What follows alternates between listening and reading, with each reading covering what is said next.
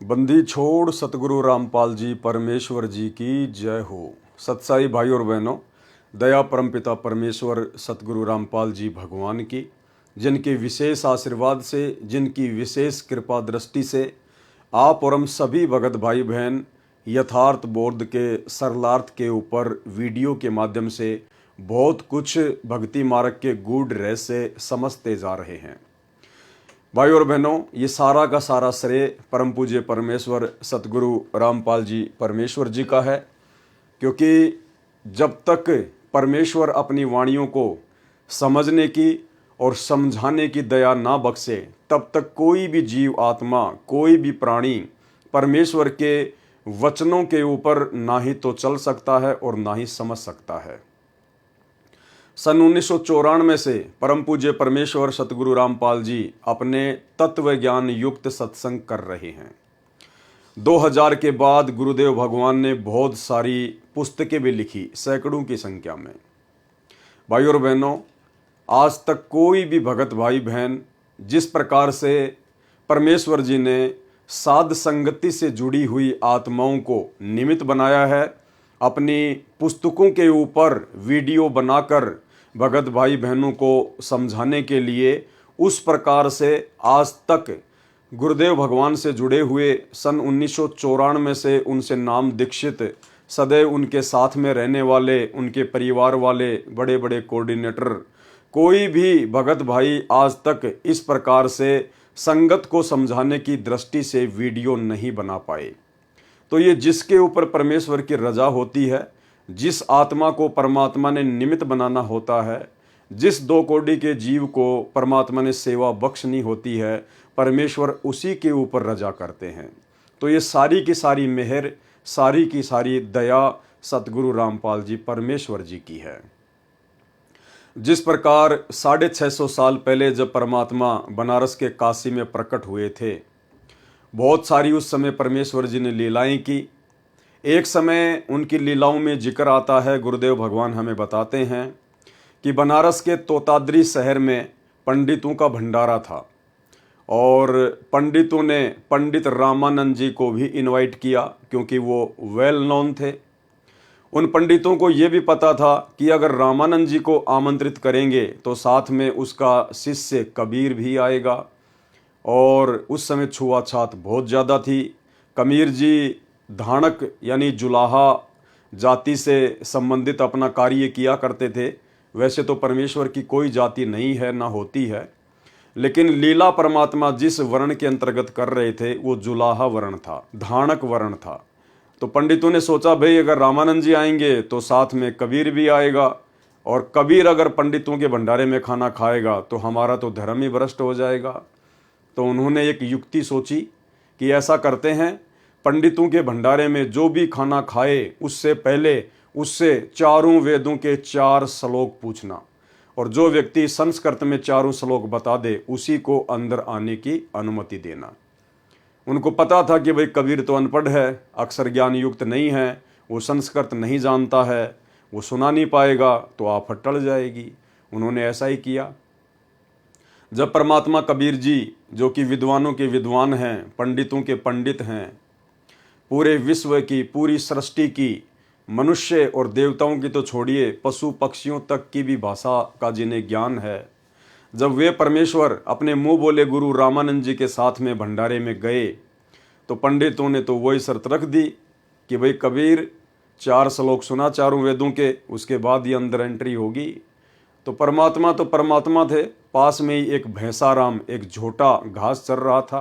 परमात्मा ने उसको इशारा किया, वो झोटा परमात्मा के पास में आके खड़ा हो गया, अगले आदेश की प्रतीक्षा। परमेश्वर जी ने कहा कि भाई झोटा राम, इन पंडितों को चारों वेदों के 4 श्लोक सुना दे। और परमेश्वर ने उसकी पीठ पर थप्पी मारी। भैंसाराम ने तुरंत चारों वेदों के 4 श्लोक संस्कृत में, मनुष्य भाषा में सुना दिए।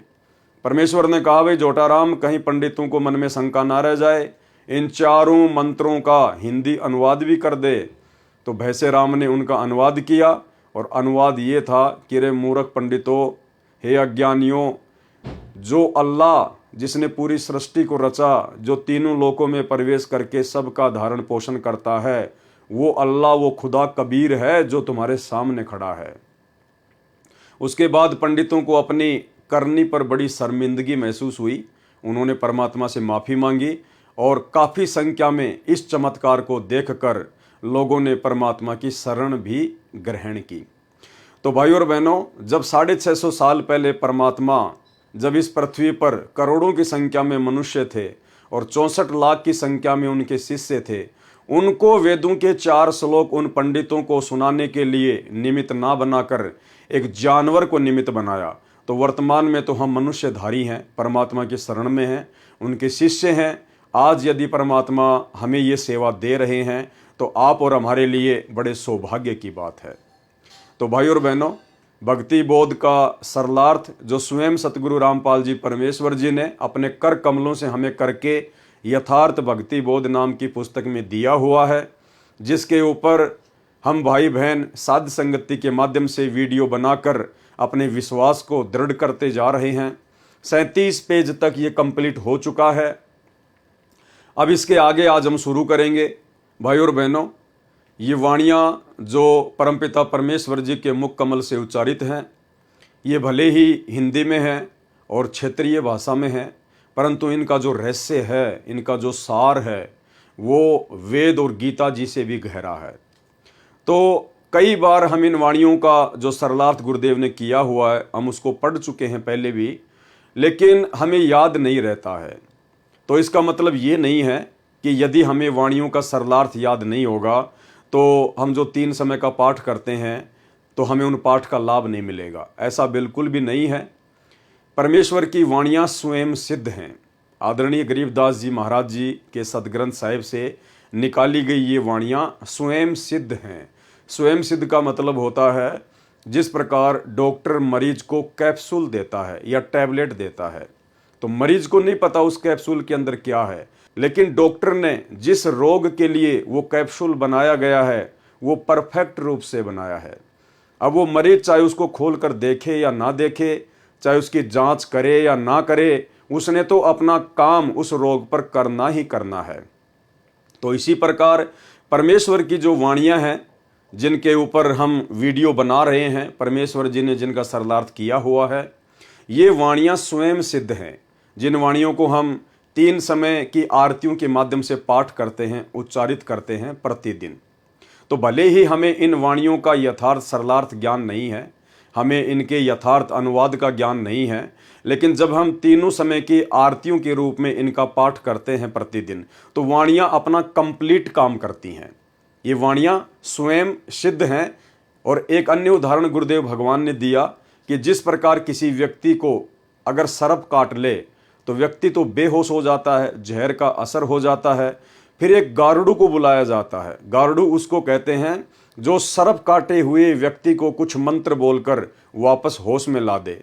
तो वो व्यक्ति तो बेहोश पड़ा है और गारुड़ ऊपर से उसके ऊपर मंत्र पढ़ रहा है और उन मंत्रों का प्रभाव उस बेहोश व्यक्ति के ऊपर भी होता है और कुछ ही समय में वो होश में आ जाता है। तो जिस प्रकार वो व्यक्ति जो बेहोश था वो मंत्र सुन भी नहीं रहा था, लेकिन वो जो मंत्र था, जो गारुड़ उसका उच्चारण कर रहा था, वो स्वयं सिद्ध था। वो गारुड़ के द्वारा वो सिद्ध किया हुआ मंत्र था। तो उस सिद्ध मंत्र ने अपना काम उस बेहोश व्यक्ति पर करना ही करना था। तो ठीक इसी प्रकार परमपिता परमेश्वर जी के मुख कमल से उच्चारित स्वयं सिद्ध वाणियाँ, क्योंकि परमेश्वर के मुख कमल से उच्चारित प्रत्येक शब्द स्वयं सिद्ध ही होता है। जैसे हम सत्संग सुनते हैं गुरुदेव भगवान का, तो वो स्वयं सिद्ध हैं। उस सत्संग ने हमारे ऊपर असर करना ही करना है। इसीलिए गुरुदेव भगवान कहते हैं, यदि आपने नाम भी नहीं लिया है और यदि आप सत्संग भी सुनना शुरू कर देते हैं तो आपको 70% लाभ मात्र सत्संग सुनने से होना शुरू हो जाता है। तो इसी प्रकार भाई और बहनों, वाणियों का चाहे हमें अनुवाद याद है या नहीं है, वाणियों के विषय में चाहे हमें पूर्ण जानकारी है या नहीं है, परंतु वाणियाँ जो हम प्रतिदिन उच्चारण करते हैं तीनों समय के पाठ के रूप में, ये अपना यथार्थ और पूर्ण काम अवश्य करती हैं। और यदि हमें इनके अनुवाद का ज्ञान हो जाएगा तो फिर हमारा विश्वास और बढ़ता है, हमारे अंदर और अधिक दृढ़ता गुरुदेव भगवान के चरणों में और उनकी भक्ति में उत्पन्न होती है। इसीलिए तो सतगुरु रामपाल जी परमेश्वर जी ने आप और हम जीवों पर दया करके इन समस्त वाणियों का जो तीनों समय की आरतियों के अंदर हैं, परमेश्वर जी ने यथार्थ भक्ति बोध नाम की पुस्तक बनाकर यथार्थ अनुवाद करके आप और हमारे हाथों में दे दिया, ताकि मेरे बच्चे आपस में इन वाणियों को पढ़ेंगे, एक दूसरे को पढ़ाएंगे और साध संगति के माध्यम से अपने विश्वास को आसमान में लेकर जाएंगे। और यही विश्वास एक दिन हमें परमेश्वर जी के सतलोक में पहुंचाएगा, क्योंकि परमात्मा कहते हैं, कहे कबीर सुनो भाई साधो, मैं तो हूं विश्वास में। तो इतनी बड़ी दया सतगुरु रामपाल जी परमेश्वर जी ने आप और हमारे ऊपर बख्शी है। और इस दया के लिए अब आगे वीडियो शुरू करने से पहले, आगे की वाणियों के ऊपर चर्चा करने से पहले गुरुदेव भगवान से आशीर्वाद प्राप्त करेंगे, परमात्मा जी की महिमा करेंगे। बंदी छोड़ सतगुरु रामपाल जी परमेश्वर जी की जय हो। परमपिता परमात्मा, सारी सृष्टि के रचनहार, कुल मालिक, असंख्य ब्रह्मांडों के स्वामी, जगत गुरु, तीनों लोकों में प्रवेश करके सबका भरण पोषण करने वाले राजाधिराज, आत्माधार, नाथों के नाथ, देवों के देव महादेव, सर्वेश्वर महेश्वर, मृत्युंजय, अजरो अमर, आदि अनादि, सनातनी प्रभु, जगत पिता जगदीश्वर, श्री श्री 1008 की उपाधि के वास्तविक अधिकारी, अकाल मूर्त सौद स्वरूपी राम वासुदेव, सर्वगतम ब्रह्म, परम पूज्य, प्रथम पूज्य, परम संत, परम पुरुष, परम धनी, परम दयालु, सत्य कबीर, हक्का कबीर, अल्लाहु कबीर, अल्लाहु अकबर, बाखबर, अल्लाह ताला, जगत के तारणहार, जगत के मुक्तिदाता, जगत के जगन्नाथ, हारे के सहारे, हिंदुओं के राम, मुसलमानों के अल्लाह, सिखों के वाहेगुरु, ईसाइयों के मसीह, दया के सागर दयानिधि, करुणा के सागर करुणानिधि, स्वयंभू परिभू, संकट मोचन, कष्ट हरण, मंगल करण, दुख भंजन, अविगत कबीर, निर्विकार निर्विषम परमात्मा, अलय अलेख सतगुरु, आदि अनादि सतगुरु, असली मर्यादा पुरुषोत्तम, असली राम, असली कृष्ण, असली घनश्याम, असली मुरारी, राजाओं के राजा, महाराजाओं के महाराजा, शहंशाहों के शहंशाह, सम्राटों के सम्राट, भगवानों के भगवान, अल्लाहों के अल्लाह, प्रभुओं के प्रभु, मसीहाओं के मसीह, सच्चे वाहेगुरु, बाबाओं के बाबा, पीरों के पीर, सेठों के सेठ, जगत सेठ, सावड़सा सेठ, सर्वगुण संपन्न, अनंत कोटि कलाओं के स्वामी, अनंत कोटि ब्रह्मांडों के नायक, योगियों में महायोगी, ध्यानियों में महाध्यानी, सिद्धों में परम सिद्ध, ज्ञानियों में तत्व ज्ञानी, ब्रह्म ज्ञानी, महाज्ञानी, परम ज्ञानी, सर्वश्रेष्ठ ज्ञानी, युवा कबीर, समृत कबीर, अमित ओझा, सच्चे रहनुमा, करीम अल्लाह, सुभान अल्लाह, दुनिया के अंतिम पैगंबर, 8 सितंबर 1951 से गांव धनाना, जिला सोनीपत, हरियाणा, भारतवर्ष की पावन भूमि पे प्रकट रियल कल की भगवान श्री नारायण साकार हरि, सच्चे बाबा साहेब, संत श्रोमणी सतगुरु रामपाल जी परमेश्वर जी के चरण कमल में देश विदेश से साध संगति से जुड़े हुए हम सभी सत्सेवक भाई बहनों का अनंत कोटि दंडत प्रणाम। गुरुदेव भगवान से अरदास है, प्रार्थना है कि हमें इसी प्रकार से सद्बुद्धि बख्शे रहें और भक्ति मार्ग पर निर्विकारी बनाकर समस्त नियम और मर्यादाओं के अंतर्गत हमारे विश्वास को दृढ़ता के साथ अपने भक्ति मार्ग पर लगा कर रखें। तो भाई और बहनों, 37 पेज तक यथार्थ भक्ति बोध के यथार्थ अनुवाद की वाणियों को हम जान चुके हैं, समझ चुके हैं।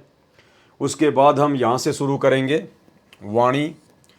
गरीब पट्टन घाट लखाइयाँ अगम भूमि का भेद, ऐसा सतगुरु हम मिला अष्ट कमल दल छेद। पट्टन घाट लखाइयाँ, पट्टन घाट का मतलब होता है त्रिकुटी से ऊपर का लोक, यानी सतलोक लखाइयाँ, यानी उस सतगुरु ने मुझे सतलोक का रास्ता दिखाया, अगम भूमि का भेद, और मुझे आगे की भूमि का भेद बताया, आगे का रास्ते का सतलोक का मुझे भेद बताया। ऐसा सतगुरु हम मिला, यानी आज हमें ऐसे सतगुरु मिले हैं संत रामपाल जी के रूप में, अष्ट कमल दल छेद, जिन्होंने अक्षर पुरुष का मंत्र देकर, सतनाम का दूसरा मंत्र देकर हमारा 8वां कमल भी छेद दिया, अर्थात खोल दिया। गरीब पट्टन घाट लखाइयाँ अगम भूमि का भेद, यानी सेम इसका वही अनुवाद है कि परमेश्वर जी ने हमें सतलोक का रास्ता दिखाया और सतलोक जाने के लिए आगे की जो भूमि है परमेश्वर ने उसका भेद बताया। और ऐसा सतगुरु हम मिला। आज हमें ऐसे सतगुरु मिल गए संत रामपाल जी के रूप में, अष्ट कमल दल सेव, जिन्होंने 8वां कमल दल यानी अक्षर पुरुष के लोक का कमल दल खोलने की पूजा बता दी। सेव यानी पूजा, सरलार्थ।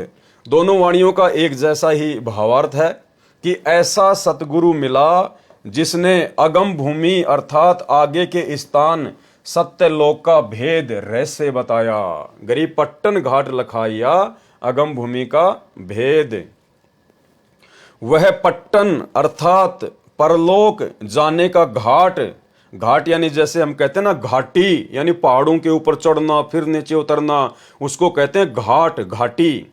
पर्वतों के बीच का रास्ता घाटी। लखाइयां अर्थात आंखों से दिखाया। अष्ट कमल को छेद कर खोल कर सत्यलोक ले गया। सतगुरु ने वह सेव अर्थात पूजा बताई जिससे अष्ट कमल अर्थात 8वां कमल खिल गया। 8वां कमल ये अक्षर पुरुष के लोक का है। अक्षर पुरुष का स्थान सूक्ष्म शरीर में है जो शरीर में बने ब्रह्मांड के पार है। अब आगे परमात्मा हमें थोड़ा सा जो है वो कमलों के विषय में जानकारी दे रहे हैं। तो भाई और बहनों, ये जानकारी भी हमारे लिए बहुत आवश्यक है। थोड़ी बहुत जानकारी हमें जरूर होनी चाहिए कि हमारे शरीर में कुल कितने कमल हैं, कौन सा कमल जो है वो किसका है। तो जानकारी दी है परमात्मा ने, ध्यान से देखिए। मानव शरीर में कुल 7 कमल हैं, यानी हमारे शरीर में कुल कितने कमल हैं? 7, जो एक पिंड कहलाता है जिसे शरीर भी कहते हैं। मानव शरीर में एक ब्रह्मांड का मानचित्र है, इसलिए इसको ब्रह्मांड भी कहते हैं। मूल कमल, दूसरा संवाद कमल जिसको अनाहत कमल भी कहते हैं, तीसरा नाभि कमल, चौथा हृदय कमल, और 5वां कंठ कमल, और 6वां त्रिकुटी कमल, और 7वां सहस्त्र कमल यानी ये काल का कमल, 1000 पंखुड़ी वाला कमल। तो टोटल 7 कमल ही हमारे शरीर में होते हैं, हमारे जो है वो पिंड में होते हैं। टोटल 7 कमल। पूर्ण सतगुरु से ज्ञान प्राप्त करने से पता चला कि हमने अष्ट कमल दल यानी 8वां कमल दल को खोलने की भी साधना करनी होती है। यानी हमारे शरीर में तो केवल 7 ही कमल हैं, मूल कमल से लेकर और सहस्त्र कमल तक। लेकिन जब हमें सतगुरु मिला, हमें पूर्ण सतगुरु मिले, हमें तत्वदर्शी संत मिले, तो उन्होंने हमें बताया, पूर्ण सतगुरु से ज्ञान प्राप्त करने से पता चला कि हमने अष्ट कमल दल को खोलने की साधना भी करनी चाहिए।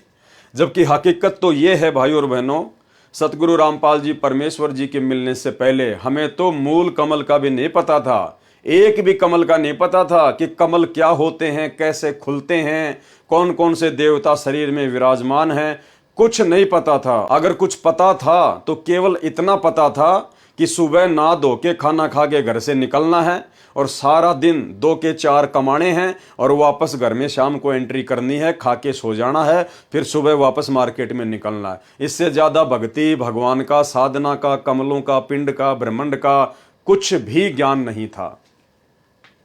पूर्ण सतगुरु से ज्ञान प्राप्त करने से पता चला कि हमने अष्ट कमल दल को खोलने की साधना करनी है। यानी 7 कमलों के अलावा 8वां कमल भी खोलने की साधना करती है, जो कि हमारे सूक्ष्म शरीर में होता है। तब पूर्ण मोक्ष का मार्ग स्पष्ट होगा। अष्ट कमल दल 8वां कमल है। अष्ट कमल दल यानी 8वां कमल, इसमें अक्षर पुरुष का वास है। 8वें कमल में, अष्ट कमल दल में किसका वास है? अक्षर पुरुष का। इसके पश्चात अर्थात इसके ऊपर 9वां कमल है। अक्षर पुरुष के 8वें कमल के ऊपर फिर 9वां कमल है, और 9वां कमल क्या है? सतलोक। 9 कमल दल है, इसमें परम अक्षर ब्रह्म का वास है, अर्थात सत्यलोक। यानी सतलोक जाने के लिए 9वां कमल दल खोलना पड़ेगा। और वो 9वां कमल दल किससे खुलेगा? सार नाम से खुलेगा, सार शब्द से खुलेगा। और ये जो 8वां कमल है अक्षर पुरुष का, ये किससे खुलेगा? यानी हमें जो सतनाम देते हैं परमात्मा, जिसमें 2 मंत्र देते हैं। एक मंत्र तो काल का, काल के ओम मंत्र से तो खुलेगा ये काल का सहस्त्र कमल, और सतनाम के अंदर जो दूसरा मंत्र है अक्षर पुरुष का, उससे खुलेगा 8वां कमल, और उसके बाद 9वां कमल जो कि पूर्ण परमात्मा का है, ये कमल खुलेगा फिर सार नाम से, सार शब्द से। तो ये जानकारी भी आप और हमारे को होनी बहुत जरूरी है। वाणी, गरीब परपट्टन की पीठ में सतगुरु ले गया मोहे, सिर साटे सौदा हुआ अगली पिछली खोई। परपट्टन की पीठ में यानी सतलोक जाने वाले रास्ते में, जहां पर एक दुकान है, जहां पर एक बाजार लगता है। तो सतलोक जाएंगे तो बाजार कहां लगता है? क्या बताया परमात्मा ने कि सबसे बड़ा बखेड़ा होगा त्रिकुटी पर। तो त्रिकुटी वो बाजार है, वो पीठ है, वो दुकान है। परपट्टन की पीठ में यानी सतलोक जाने के रास्ते में एक बाजार लगता है, एक दुकान है। परपट्टन का मतलब होता है सबसे ऊपर वाला लोक, तो चाहे उसको सबसे ऊपर वाला लोक कहो, चाहे उसको सतलोक कहो। परपट्टन की पीठ में यानी जब हम सतलोक के लिए जाएंगे अपने सतगुरु के साथ, तो उसके रास्ते में एक दुकान पड़ेगी, एक बाजार मिलेगा, जहां सतगुरु ले गया मोहे, जहां मुझे मेरा सतगुरु अपने साथ में ले गया। सिर साटे सौदा हुआ अगली पिछली खोई। सिर साटे सौदा हुआ और अगली पिछली खोई। अगली पिछली का मतलब परमात्मा ने बताया कि हमारे शरीर में जो ये सातों जो ये कमल हैं, जिनकी हमने साधना की है, मूल कमल से लेकर और ये सहस्त्र कमल तक की, तो ये सारी की सारी जो कमाई है, ये हम वहां पर जमा करवा देंगे, अगली और पिछली। तो परमात्मा क्या कह रहे हैं? मूल कमल से लेकर त्रिकुटी तक की जो कमाई है, वो तो है हमारी पिछली कमाई, और जो ये सहस्त्र कमल की जो कमाई है ओम नाम की, ये है अगली कमाई। तो ये अगली और पिछली सारी की सारी जो कमाई है, ये हम त्रिकुटी पर अपने सतगुरु के साथ जाकर जमा करवा देंगे। गरीब परपट्टन की पीठ में सतगुरु ले गया मोहे, सिर साटे सौदा हुआ और अगली पिछली खोही। सरलार्थ, परपट्टन अर्थात परलोक जाने के मार्ग में, पीठ अर्थात दुकान में सतगुरु मुझे ले गया, यानी धर्मराज के दरबार में ले गए। सिर साटे सौदा हुआ अगली पिछली खोही, जिसमें सत्य साधना करने वाला साधक अपना जीवन पूरा करके भक्ति करता हुआ शरीर छोड़कर जाता है, तो वह जो साधना सतगुरु स्वयं परमेश्वर जी ने गुरु रूप में प्रकट होकर, यानी परमेश्वर स्वयं ही गुरु रूप में प्रकट होकर, सतगुरु रूप में प्रकट होकर जिसने हमें वो साधना बताई, तो वह जो साधना सतगुरु स्वयं परमेश्वर जी ने गुरु रूप में प्रकट होकर द्वारा बताई होती है, वह सभी कमलों की साधना मंत्रों से करता है। त्रिकुटी से नीचे के कमलों को पिछले कमल कहा है। त्रिकुटी से पीछे के जो कमल हैं उनको क्या कहा गया है? पिछले कमल, यानी अगली पिछली खोई, यानी अगली पिछली सारी कमाई हम वहां पे जमा करवा देंगे। तो क्या कह रहे हैं परमात्मा? त्रिकुटी कमल से नीचे के कमलों की जो कमाई होती है उसको कहते हैं पिछली कमाई, तो वो भी हम वहीं जमा करवा देंगे। और त्रिकुटी कमल से ऊपर की जो कमाई है सहस्त्र कमल की, क्योंकि त्रिकुटी कमल का कोई मंत्र नहीं होता है, त्रिकुटी कमल का परमात्मा ने कोई मंत्र नहीं बताया, तो मूल कमल से लेकर और कंठ कमल तक की जो कमाई है उसको परमात्मा ने बताया पिछली कमाई, तो वो कमाई भी हम धर्मराज के दरबार में जमा करा देंगे। और त्रिकुटी कमल से ऊपर फिर जो सहस्त्र कमल है काल की ओम नाम की कमाई, उसको परमात्मा ने बताया अगली कमाई, तो वो भी हम वहीं पे जमा करवा देंगे। तो वाणी क्या कह रही है? सिर साटे सौदा हुआ और अगली पिछली खोई, यानी आगे और पीछे की सारी जो कमाई है वो हम धर्मराज के दरबार में सतगुरु के साथ में जाके जमा करवा देंगे। त्रिकुटी से नीचे के कमलों को पिछले अर्थात नीचे के कमल कहा है, और त्रिकुटी तथा सहस्त्र कमल को अगले आगे ऊपर के कमल कहा है। यह एक ब्रह्मांड का वर्णन चल रहा है, जीवात्मा का निवास हृदय कमल में होता है। मृत्यु के उपरांत जीव शरीर त्यागने पर विवश होता है, सबसे पहले मूल कमल में जाता है। जीवात्मा सबसे पहले कहां जाती है? मूल कमल में जाती है। वहां पर मूल कमल की भक्ति जो साधक मंत्र से करता है कि कमाई वहीं छोड़ देता है। यानी जो गणेश जी की जो हम साधना करते हैं मूल कमल के माध्यम से, वो हम वहीं पे डिपॉजिट करवा देते हैं और अपना ऋण मुक्त प्रमाण पत्र प्राप्त करके स्वाद कमल में जाता है। फिर ब्रह्मा और सावित्री के लोक की जो कमाई है वो वहां सर्व साधना इस कमल की छोड़कर प्रमाण पत्र लेकर आगे नाभि कमल में, फिर हृदय कमल में तथा फिर कंठ कमल में जाकर साधना कमाई छोड़कर ऋण मुक्त प्रमाण पत्र प्राप्त करता हुआ त्रिकुटी कमल में जाता है। फिर कहां जाता है जीव? त्रिकुटी कमल में। त्रिकुटी कमल का कोई जाप मंत्र नहीं होता है। त्रिकुटी कमल का कोई जाप मंत्र नहीं होता है।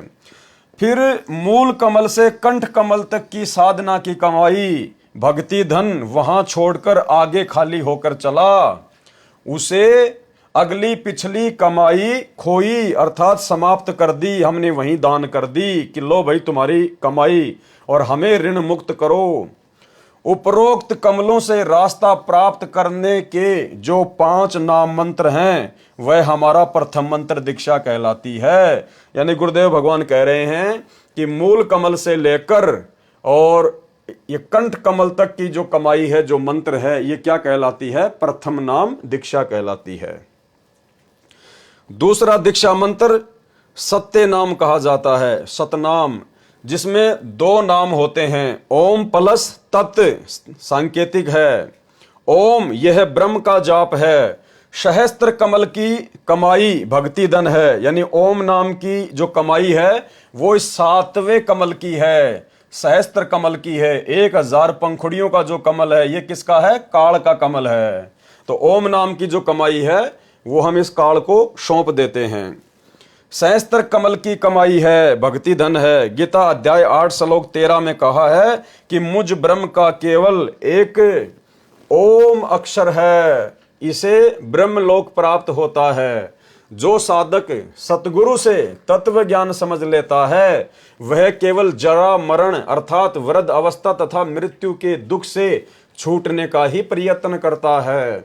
गीता अध्याय 18 श्लोक 66 में कहा है कि मेरे यानी ब्रह्म के सर्व धार्मिक कर्म अर्थात साधना मुझ में छोड़कर तू केवल उस एक सर्वशक्तिमान परमात्मा की शरण में जा। कौन है सर्वशक्तिमान परमात्मा?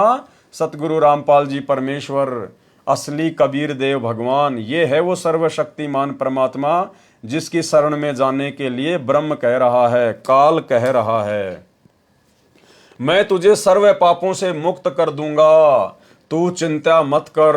इसलिए ओम नाम की भक्ति कमाई सहस्त्र कमल में धर्म राय के पास छोड़कर आगे अष्ट कमल की ओर साधक चलता है। यानी काल का पूरा हिसाब कंप्लीट करके फिर आगे जीव कहां चलता है? अक्षर पुरुष के लोक की तरफ, अष्ट कमल की ओर। सहस्त्र कमल की साधना को अगली भक्ति की कमाई कहा गया है। यानी काल की जो कमाई है, सहस्त्र जो कमल की जो कमाई है ओम नाम की, उसको क्या कहा गया है? अगली कमाई। पहले हम प्रत्येक देव की साधना का फल उनके लोक स्वर्ग में खा खर्च कर समाप्त करके सदा जन्म मरण के चक्कर में रहते थे। सतगुरु का साधक उन सर्व देवों प्रभुओं की भक्ति को छोड़कर आगे मोक्ष स्थान को चलता है। इसलिए कहा है कि परलोक जाने के लिए ऐसी दुकान पर ले गए। कौन ले गए? सतगुरु ले गए, सतगुरु रामपाल जी ले गए। परलोक जाने के लिए ऐसी दुकान पर ले गए जहां अगली ब्रह्म साधना और पिछली नीचे के कमलों की साधना खोई, यानी प्रतिफल लिए बिना छोड़कर चल पड़े। क्या कहा परमेश्वर जी ने? गरीब परपट्टन की पीठ में सतगुरु ले गया मोही, सिर साटे सौदा हुआ और अगली पिछली खोई। यानी हमने अपने इस पिंड की सारी की सारी जो कमाई थी वो हमने धर्मराज के दरबार में दान कर दी, अपने सतगुरु के साथ जाके उनको दे दी। जितने भी पुण्य थे वे भी छोड़ दिए, यानी पांचों यज्ञ जो हम करते हैं वो सब के सब हम उसको वहीं पे दान कर दिए। जितने भी पुण्य थे वे भी छोड़ दिए। पापों के बदले पुण्य छोड़कर हम पाप रहित हो गए, क्योंकि सतलोक में सार नाम की कमाई साथ जाएगी। वाणी गरीब परपट्टन की पीठ में सतगुरु ले गया साथ, यानी सतलोक जाने वाले रास्ते के बीच में जब वो त्रिकुटी आती है, धर्मराय का दरबार आता है, वो दुकान आती है, वो बाजार आता है, वहां मुझे सतगुरु अपने साथ में लेके गया। गरीब परपट्टन की पीठ में सतगुरु ले गया साथ, और जहां हीरे माणक बिके पारस ला गया हाथ। और मैंने वहां क्या देखा, यानी भाई और बहनों, परमात्मा हमें समझा रहे हैं, आदरणीय गरीबदास जी महाराज जी को आधार बनाकर हमें समझा रहे हैं कि जब हमारा ये शरीर छूटेगा और जब हमारे पूज्य गुरुदेव भगवान हमारे साथ में सूक्ष्म रूप में, जब हमारे साथ में शब्द रूप में जाएंगे धर्मराज के दरबार में हमारा हिसाब किताब करवाने के लिए, तो क्या कह रहे हैं, गरीब परपट्टन की पीठ में, यानी सतलोक जाने के रास्ते में जब बीच में त्रिकुटी आएगी, बाजार आएगा है, तो वहां पर मुझे कौन लेके जाएगा, सतगुरु ले गया साथ। मेरे सतगुरु मेरे साथ जाएंगे, शब्द रूप में या फिर ये शाश्वत रूप में, जैसा भी होगा परमात्मा हमें साथ लेके जाएंगे। जहां हीरे माणक बिके पारस ला गया हाथ, तो मैंने वहां क्या देखा कि वहां तो हीरे मोती माणक बिक रहे हैं, क्योंकि वो तो मेला है, काल वहां पे जीव को भ्रमित करता है। तो गरीबदास जी हमें आगाह कर रहे हैं कि जब तुम अपने सतगुरु के साथ में वहां जाओगे ना, तो तुम्हारे पास में तो बहुत ज्यादा भक्ति धन होगा, तुम तो लबालब होंगे। वहां पे तो ऑटोमेटिक मालूम पड़ जाता है कि भाई इसके पास तो बहुत जबरदस्त भयंकर धन है, कमाई है नाम मंत्रों की। तो कहते हैं वहां पर जहां हीरे माणक बिके, वहां पर हीरे और माणक बिकेंगे। वो कैसे बिकेंगे, हीरे माणक यानी वहां पर बड़े बड़े देवता लोग आ जाएंगे और वो कहेंगे आओ जी आप हमारे लोक में चलो, गणेश जी आएंगे हैं, ब्रह्मा विष्णु महेश आएंगे, आओ जी आपके पास तो बहुत कमाई है, बहुत धन है, अभी क्या करोगे, ऊपर जाके थोड़े दिन यहाँ पर ऐश करो, आपको सर्व सुख देंगे, आपको सुंदर सुंदर औरतों का सुख देंगे, यहाँ पे आपको राजपाट देंगे हैं, आपके यहाँ पे लाखों करोड़ों की संख्या में नौकर चाकर होंगे। तो वहां पे हमारे को प्रलोभन दिया जाएगा, वहां पे हमारे को लोभ दिया जाएगा, हमारे को ठगने का काल प्रयास करवाएगा अपने एजेंटों के माध्यम से। उसको कहते हैं हीरे मोती माणक बिके, यानी वो पद बिकेंगे, वहां पर आपको लोभ लालच दिया जाएगा फंसाने के लिए। लेकिन जो सच्चा भगत होगा वो क्या सोचेगा कि जहां हीरे माणक बिके पारस ला गया हाथ। सच्चा भगत क्या क्या सोचेगा कि मेरे हाथ तो पारस लग गया, अरे मुझे तो धरती पर सतगुरु मिल गया, तत्वदर्शी संत मिल गया, मेरे हाथ में तो पारस है। पारस यानी किसी भी चीज को सोना बना दे, कीमती बना दे, तो मैं तुम्हारे हीरे मोती माणक लेके क्या करूंगा भाई, जब मेरे हाथ में पहले से ही पारस है, यानी पहले से ही मेरे पास में सतगुरु है, और मैंने तो सतलोक जाने की भक्ति करी है। मैंने तुम्हारे यहाँ के छोटे मोटे पद, इंद्रदा राज कागदा विष्टा ना भोगा इंद्राणी नु है, तुम्हारे छोटे मोटे पद प्राप्त करने के लिए मैंने धरती पर भक्ति नहीं करी, मैंने सतलोक जाने की साधना की है। तो तुम्हारे हीरे मोती माणक लाल मुझे नहीं चाहिए, ये तेरा गणेश का पद, माता का पद है, ब्रह्मा विष्णु महेश का पद, शिवलोक का पद, ये हमें नहीं चाहिए भैया। हमारे हाथ में तो पारस लगा हुआ है, हमारे पास तो दुनिया के सबसे कीमती वस्तु है, सतगुरु है, सतगुरु की भक्ति है। हमें हीरे मोती माणक लाल नहीं चाहिए, हमें तो सतलोक जाना है, हम तो देखेंगे भी नहीं इनकी तरफ। गरीब परपट्टन की पीठ में सतगुरु ले गया साथ, और जहां हीरे माणक बिके पारस ला गया हाथ। सरलार्थ, परलोक में जाने के लिए जिस पीठ अर्थात बाजार पर मुझे सतगुरु साथ लेकर गए, कहां, त्रिकुटी, वहीं पर हीरे मोती भी बिक रहे थे। यहां पर हीरे मोती का भावार्थ है कि स्वर्ग में देव पद, ये तो मोती जानो, स्वर्ग में जो देव पद हैं जिनका हमारे को प्रलोभन दिया जाएगा, वो तो क्या है, मोती। तथा ब्रह्मलोक में यानी महास्वर्ग में जो देव पद हैं उनको जानो हीरे। भावार्थ है कि हम अपनी भक्ति कमाई धन से देव पद भी प्राप्त कर सकते हैं। अन्य भगत ऐसा कर रहे थे, परंतु मेरे हाथों पारस लग गया। पारस का तात्पर्य सार शब्द, सार नाम, जिससे स्वयं तो महिमावान हुआ, अन्य भक्तों को भी पारस रूपी सार नाम व सत्य नाम देकर भक्ति धन के धनी बनाए। पारस एक पत्थर जैसा होता है। यदि पारस से लोहे का गार्टर एक सिरे से स्पर्श हो जाए तो पूरा गार्टर चाहे 15 फुट लंबा हो, सोना यानी गोल्ड बन जाता है। मुझे पारस जैसा मोक्ष मंत्र मिला है, जिससे सतलोक परम पद मिला, फिर कभी जन्म मरण नहीं होगा। और उस सतलोक में जाने के बाद फिर हमारे को वह सर्व सुख मिलेंगे, सर्व सुविधाएं मिलेंगी। जो सुख और सुविधाएं इस देवलोक में और ब्रह्मलोक में जिसका हमारे को लालच दिया जाएगा, उनमें तो देखने को भी नहीं मिलती।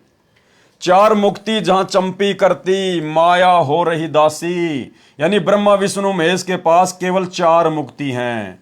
तो कहते हैं जब तुम सतलोक में जाओगे तो 4 मुक्तियां तो तुम्हारे चरण दबाएंगे, वहां पर तुम इनकी तरफ देखोगे भी नहीं, तुम्हारी दासियां बन के रहेंगी, नौकरानी बन के रहेंगी। माया हो रही दासी और दास गरीब अभय पद पर से मिले राम अविनाशी, और परमात्मा मिलेगा वो अलग। इस प्रकार वाणी संख्या 68 का अर्थ है, गरीब परपटन की पीठ में सतगुरु की हाट, यानी वही सतलोक जाने के रास्ते में त्रिकुटी पर सतगुरुदेव भगवान की भी दुकान है, जहां हीरे माणक बिकें सौदागर स्यों साठ। परपटन यानी सतलोक मार्ग में जो पीठ, जो बाजार है, उसमें यानी त्रिकुटी पर सतगुरु की हाट यानी दुकान है। वहां पर देव पद रूपी हीरे व माणक मोती बिक रहे थे। मैंने तो सतगुरु से ही सौदा कर लिया। मैंने तो अपने गुरुदेव भगवान सतगुरु रामपाल जी परमेश्वर जी से ही सौदा कर लिया कि भाई हमें तो सतलोक जाना है, हमने तो यहाँ का कोई देव पद नहीं चाहिए, ये हीरे मोती लाल हमें नहीं चाहिए। हमारे गुरुजी ने इनके थोतेपन के बारे में, हमारे गुरुजी ने इनकी हकीकत के बारे में हमें धरती पर सब कुछ बता दिया था कि भाई वहां का सुख भी झूठा है, केवल जीव को फंसाने के लिए काल प्रलोभन देता है, और फिर वापस जब उसकी कमाई समाप्त हो जाएगी तो हमारे गुरुजी ने बताया कि ब्रह्मलोक में गए हुए साधक भी, जो कि सबसे अंतिम उपलब्धि है 21 ब्रह्मांड की, तो गीता के अध्याय 8 श्लोक 16 में हमें गुरुजी ने बताया कि ब्रह्मलोक पर्यंत साधक फिर वापस नीचे आते हैं, गधे कुत्ते सूअर बनते हैं। तो भाई हमें हीरे मोती लाल नहीं चाहिए, हमें देवपद नहीं चाहिए। हमने तो अपने गुरुदेव भगवान सतगुरु रामपाल जी से सौदा कर लिया, एग्रीमेंट कर लिया, व्यापार कर लिया सतलोक जाने का, उनसे मेल हो गया, सतगुरु से हिस्सा पार्टनरशिप कर ली सतलोक में जाने की। हम तो सतलोक जाएंगे। वाणी गरीब परपटन की पीठ में सौदा है निजसार, यानी सतलोक जाने के उसी रास्ते में त्रिकुटी पर सौदा है निजसार, यानी वास्तविक सौदा होगा वहां पर। अगर जीव फिसल गया तो फिसल गया, और वहां से यदि पार हो गया तो फिर सीधा सतलोक। हमको सतगुरु ले गया ओगट घाट उतार। हमें हमारे सतगुरु देव भगवान गहरे रास्ते से, उबड़ खाबड़ रास्ते से, पता नहीं कौन सी भंवर गुफा, कौन सी सुन, कौन सी बेसुन, कौन सा लोक, यानी ऐसे ओगट घाट रास्ते से हमें हमारा परमात्मा सतलोक ले गया। गरीब परपटन की पीठ में सौदा है निज सार, और हमको सतगुरु ले गया ओगट घाट उतार। सरलार्थ, परलोक बाजार में वास्तविक भक्ति का सौदा है। यदि सतगुरु मिल जाए तो मेरे को सतगुरु ओगट घाट, अर्थात जिस घाटी का किसी को पता ना हो, जिस रास्ते का किसी को पता ना हो, वह ओगट घाट कहा है। जिस मार्ग से केवल सतगुरु ही पार ले जा सकता है। कौन ले जा सकता है उस ओगट घाट से पार? केवल सतगुरु। और वो सतगुरु भाई और बहनों आज हमें प्राप्त है। गरीबदास जी कहीं भी ये नहीं कह रहे कि परमात्मा पार कर देगा, या फिर परमात्मा के नाम की कोई फोटो पार कर देगी, जो ना चल सकती, ना बोल सकती, ना आशीर्वाद दे सकती, ना सत्संग सुना सकती। वो फोटोएं पार नहीं करेंगी, हमें तो जिंदा सतगुरु पार करेगा, जिंदा सतगुरु। जिस मार्ग से केवल सतगुरु ही पार ले जा सकता है। सो सतगुरु मिला तो मुझे पार ले गया। गरीबदास जी कह रहे हैं मुझे वो सतगुरु ले गया और वही सतगुरु आज हमें मिला है। इसलिए गरीबदास जी हमें विश्वास दिला रहे हैं कि आप अंतिम श्वास तक अपने सतगुरुदेव भगवान पर विश्वास करके भक्ति पर मर्यादाओं के साथ में डटे रहना। ये पक्का सतगुरु है, ये सतलोक ले जाकर ही छोड़ेगा। वाणी गरीब परपटन की पीठ में प्रेम प्याले खूब, यानी सतलोक जाने के रास्ते में वहां पे बड़ा आनंद है, बड़ा प्रेम है। जहां हम सतगुरु ले गया मतवाला महबूब, यानी वो मतवाला महबूब, मतवाला सतगुरु, प्यारा सतगुरु जहां मुझे ले गया। परलोक बाजार त्रिकुटी में सतगुरु के साथ प्रेम भाव हो जाने से बहुत आनंद प्राप्त हुआ। जिस प्रकार हमें यहां आनंद प्राप्त है आज कि हम सतगुरु रामपाल जी परमेश्वर जी की शरण में हैं, क्योंकि हमारा मोक्ष निश्चित है। हम तो चद्दर ओढ़ कर सो रहे हैं। अगर आजीवन मर्यादा में रहकर इसी प्रकार से भक्ति करते रहे तो हमारे मोक्ष में कोई संशय नहीं, हम आनंदित हैं। परलोक बाजार त्रिकुटी में सतगुरु के साथ प्रेम भाव हो जाने से बहुत आनंद प्राप्त हुआ। सतगुरु महबूब की तरह अपना लगा। जिस प्रकार हमें यहीं पर हमारे सतगुरुदेव भगवान सबसे ज्यादा प्रिय और प्यारे लग रहे हैं। सबसे अधिक प्रिय हमें कौन लगते हैं? हमारे गुरुदेव भगवान। वे मतवाले अर्थात मस्त हैं। वाणी गरीब परपटन की पीठ में मतवाले मस्तान, और हमको सतगुरु ले गया अमरापुर स्थान, यानी सतलोक जाने के रास्ते में उस परपटन की पीठ में बहुत सारे मतवाले और मस्ताने लोग थे। छोटे मोटे देव पद लेकर मस्त हो रहे थे, हीरे मोती माणक उस काल के लेकर मस्त हो रहे थे, वहीं पे अपनी भक्ति को बर्बाद कर रहे थे। और मुझे तो सतगुरु ले गया उस अमरापुर स्थान। परलोक बाजार पीठ में अन्य बहुत से साधक मिले जो अपनी साधना से काल लोक में देव पद प्राप्त करके मतवाले खुशी से नाच रहे थे, क्योंकि उन मूर्खों को सतगुरु मिला नहीं। और यदि उनको सतगुरु मिला तो उन्होंने धरती पर सतगुरु के वचन की पालना करी नहीं, मर्यादा में रहे नहीं। जिस प्रकार सतलोक आश्रम मैनेजमेंट हरियाणा वाले और उनसे जुड़े हुए भाई बहन, जब यहीं पर ये लोग सतगुरु के ज्ञान को छोड़कर, सतगुरु की मर्यादाओं को तोड़कर दो कोडी के राजनेताओं के पीछे दौड़ रहे हैं, उनकी रैलियों में जा रहे हैं, उनका समर्थन कर रहे हैं, तो भाइयों और बहनों, ऐसे भक्तों के बारे में परमात्मा बता रहे हैं कि जो भगत यहां पर मर्यादा तोड़कर भक्ति भी करेगा तो वो त्रिकुटी पर फैल हो जाएगा। वो वहां पर उन हीरे मोती और लाल को देखकर, बड़े बड़े देव पद को देखकर, शंकर जी आएंगे, आओ जी मेरे लोक में चलो, मैं आपको मेरे लोक में जो है वो गण बना दूंगा, मैं आपको स्वामी बना दूंगा। गणेश जी आएंगे, आओ जी गणेश का पद आपके लिए खाली पड़ा है। तो जो लोग यहीं पे राजनेताओं के तलवे चाट रहे हैं, गुरु जी के ज्ञान के विरुद्ध राजनीतियां कर रहे हैं, राजनेताओं का समर्थन कर रहे हैं, गुंडों की सीबीआई जांच करवाते हैं, आरक्षणों में शामिल हो रहे हैं, एक पीले पर्चे के ऊपर बिल्कुल फिदा हो जाते हैं, अपने अपने कोऑर्डिनेटरों के आदेशों के ऊपर फिदा हो रहे हैं, ज्ञान को आधार नहीं बना रहे, तो उन भक्तों के साथ में त्रिकुटी पर ऐसी बनेगी, वो वहां पर फिसल जाएंगे। गरीब परपटन की पीठ में मतवाले मस्तान, और हमको सतगुरु ले गया अमरापुर स्थान। परलोक बाजार अर्थात त्रिकुटी में अन्य बहुत से साधक मिले जो अपनी अपनी साधना से काल लोक में देव पद प्राप्त करके मतवाले अर्थात खुशी से नाच रहे थे। जैसे आज नरेंद्र मोदी की रैली में हरियाणा के भगत खुशी से नाच रहे हैं, उसी में मस्तान यानी मगन थे। परंतु हमको, गरीबदास जी को, यानी हम भक्तों ने अपने ऊपर लेना है ये, परंतु हमको सतगुरु अमुक स्थान यानी सतलोक में ले गए, यानी हम नहीं फंसे उस काल के चक्कर में। वाणी गरीब बंकनाल के अंतरे त्रिवेणी के तीर। बंकनाल परमात्मा ने बताया हमारे पीछे कमर में जो रीढ़ की हड्डी है, मूल कमल से लेकर त्रिकुटी कमल तक, उसके अंदर एक नाड़ी है टेढ़ी मेढ़ी, टेढ़ी मेढ़ी, बंकनाल। बंक यानी बाकी। बंकनाल के अंतरे त्रिवेणी के तीर, हम वहीं से उस बंकनाल के माध्यम से मूल कमल से आत्मा फिर ऊपर जाएगी त्रिकुटी तक। बंकनाल के अंतरे त्रिवेणी के तीर, और मानसरोवर हंस है वाणी को किलकीर। वहां पर जब हम मानसरोवर में जाएंगे, परमात्मा हमें लेकर जाएंगे, तो वहां पर परमात्मा भक्तों की छटनी करेंगे मानसरोवर पर।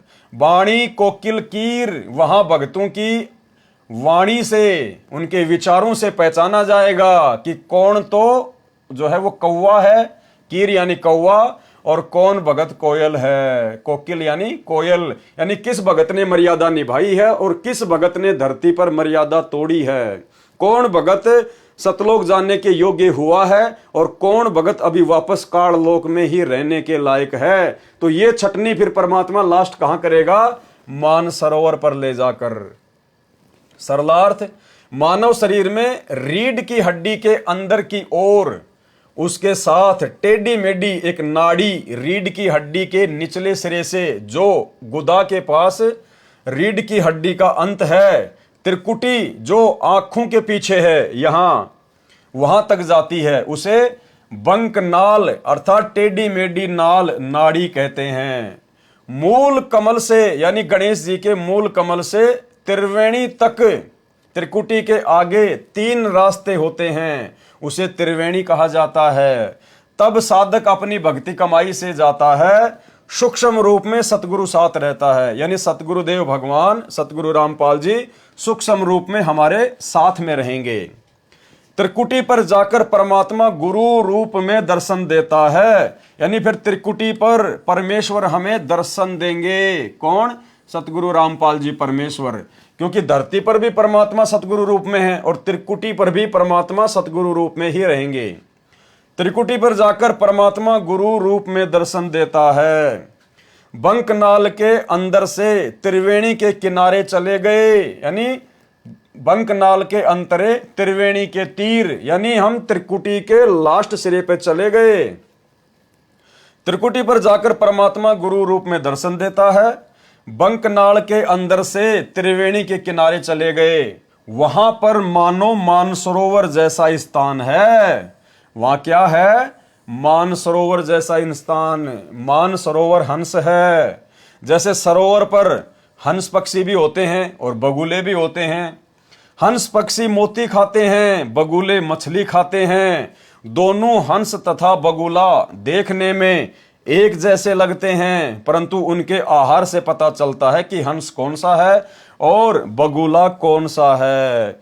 इसी प्रकार वहां पर उपस्थित सतगुरु के हंस यानी सतगुरु के भगत, सत्य पुरुष की भक्ति करने वाले तथा काल के पुजारी दोनों भगत दिखाई देते हैं, परंतु उनके ज्ञान से अंतर पता चलता है।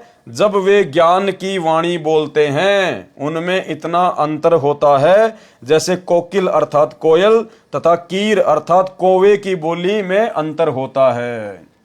यानी जो भगत मर्यादा तोड़कर भक्ति करता है वो काल की ही भक्ति कर रहा है। परमात्मा के कहने का मतलब ये है। और वहां जाकर परमात्मा फिर उनकी छटनी कर देगा। अन्यथा दूसरे पंथों के भक्तों से हमारे गुरु जी का क्या लेना देना?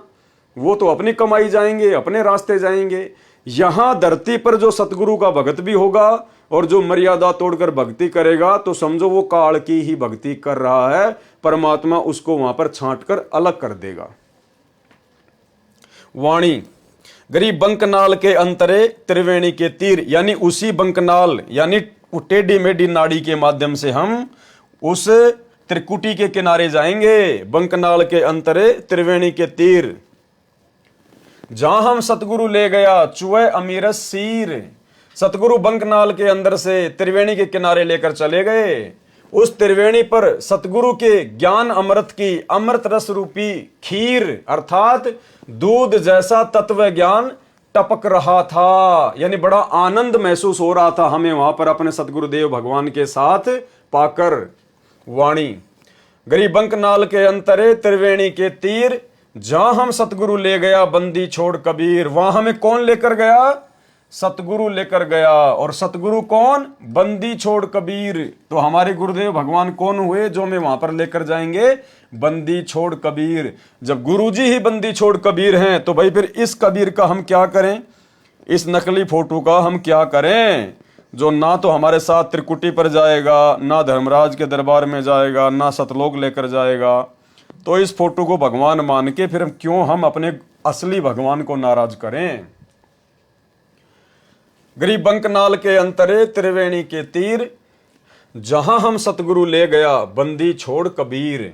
सरलार्थ, सतगुरु बंकनाल के अंदर से त्रिवेणी के किनारे लेकर चले गए। कौन लेकर चले गए? सतगुरु लेकर चले गए। उस त्रिवेणी पर मुझे मेरे सतगुरु बंदी छोड़ कबीर जी लेकर गए थे। कौन लेकर गए थे? बंदी छोड़ कबीर जी। वाणी, गरीब भंवर गुफा में बैठकर अमी महारस जोख, ऐसा सतगुरु मिल गया सौदा रोकम रोक। रोकम रोक का मतलब होता है बिल्कुल पक्का सौदा हो गया हमारा तो पक्का सौदा हो गया, सतलोक जाकर ही रुकेंगे। उस त्रिवेणी से आगे 11वां द्वार पार करके 12वां द्वार पार किया। गरीब भंवर गुफा में बैठकर, भंवर गुफा कहां है? 12वें द्वार को पार करके आती है भंवर गुफा। तो क्या कह रहे हैं? गरीब भंवर गुफा में बैठकर अमी महारस जोख, यानी हम वो अमृत जैसा वो पदार्थ जो सतगुरु ने हमें पिलाया, हम वहां पर बड़े आनंदित होकर पी रहे थे, बड़ा आनंद आ रहा था भंवर गुफा में बैठकर। और ऐसा सतगुरु मिल गया सौदा रोकम रोक। हमें तो संत रामपाल जी के रूप में ऐसे सतगुरु मिल गए जिन्होंने हमारा बिल्कुल पक्का सौदा कर दिया, सतलोक जाने का सौदा बिल्कुल पक्का कर दिया। उस त्रिवेणी से आगे 11वां द्वार पार करके 12वां द्वार पार किया और भंवर गुफा में सतगुरु ले गए। वहां बैठकर अमी यानी अमृत, महारस, महा आनंद, जोक अर्थात पानी पिया। भावार्थ है कि वहां अनोखा आनंद महसूस हुआ भंवर गुफा में सतगुरु के साथ में, क्योंकि हम सतलोक के बेहद नजदीक थे, इसलिए हम भंवर गुफा में बड़े आनंदित महसूस करते हैं अपने आप को। ऐसा सतगुरु मिला जिसने सत्य साधना की इतनी कमाई करा दी कि रास्ते में सब कमलों में सौदा रोकम रोक, नगदा नगदी कैश किया। यानी सभी देवी देवताओं का जो हम साधना किया करते थे, मूल कमल में गणेश जी की, स्वाद कमल में ब्रह्मा शांतरी जी की, नाभि कमल में विष्णु लक्ष्मी जी की, हृदय कमल में शिव जी पार्वती जी की, कंठ कमल में माता जी की। तो कहते हैं हमें ऐसा सदगुरु मिल गया जिसने हमारी कमाई बिल्कुल कंप्लीट करा दी, और वो कमाई उनको देके देवी देवताओं को, और हमारा जो सौदा था बिल्कुल रोकम रोक कर दिया। हरियाणा में रोकम रोक का मतलब होता है बिल्कुल पक्का रजिस्ट्री हो जाना। वाणी, गरीब भंवर गुफा में बैठकर अमी महारस तोल, ऐसा सतगुरु मिल गया बज्र पोल दई खोल। बज्र पोल यानी वो ताला, वो द्वार जिसे कोई नहीं खोल सकता, सतगुरु ने पल में खोल दिया। बज्र पोल दई खोल।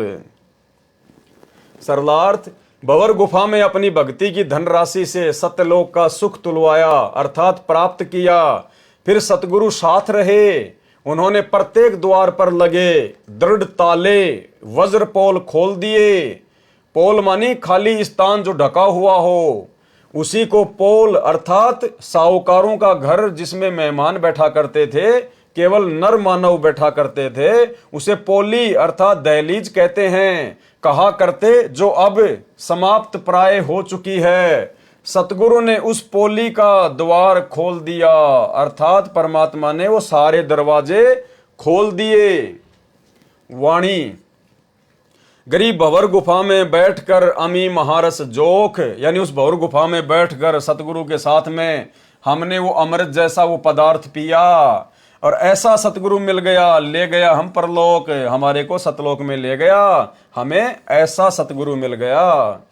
भंवर गुफा में अमृत रस पिया अर्थात आनंद का अनुभव हुआ, और ऐसा सतगुरु मिला जो हमको परलोक अर्थात सतलोक में ले गया।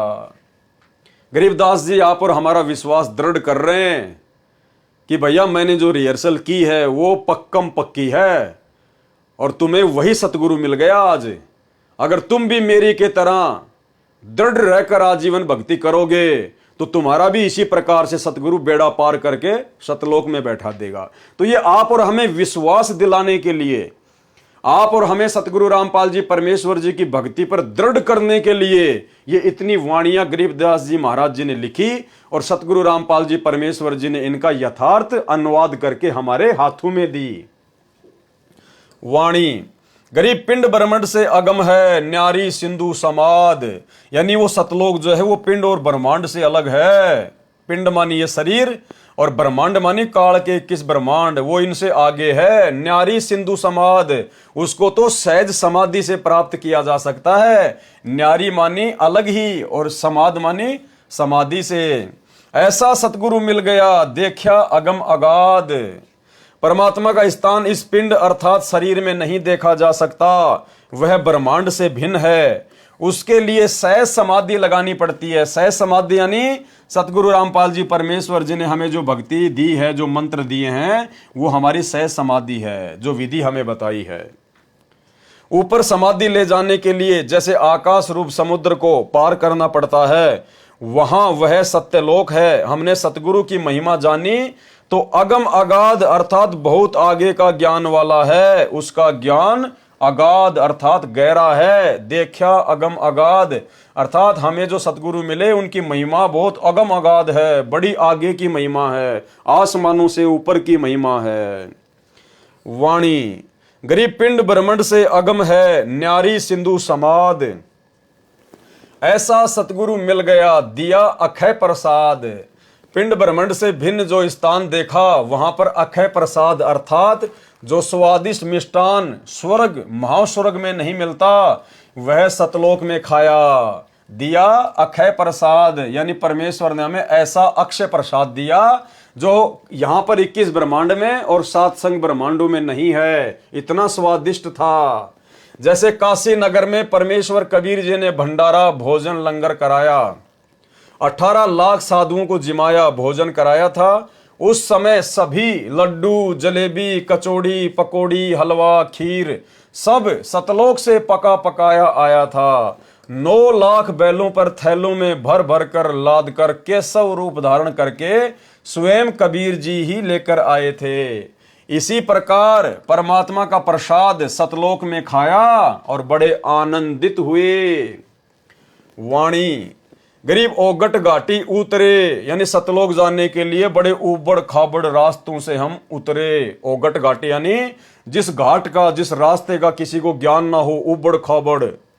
सतगुरु के उपदेश सतगुरु के ज्ञान से सतगुरु की समर्थता से हमने उन सभी रास्तों को पार किया और पूर्ण पद प्रकाशिया।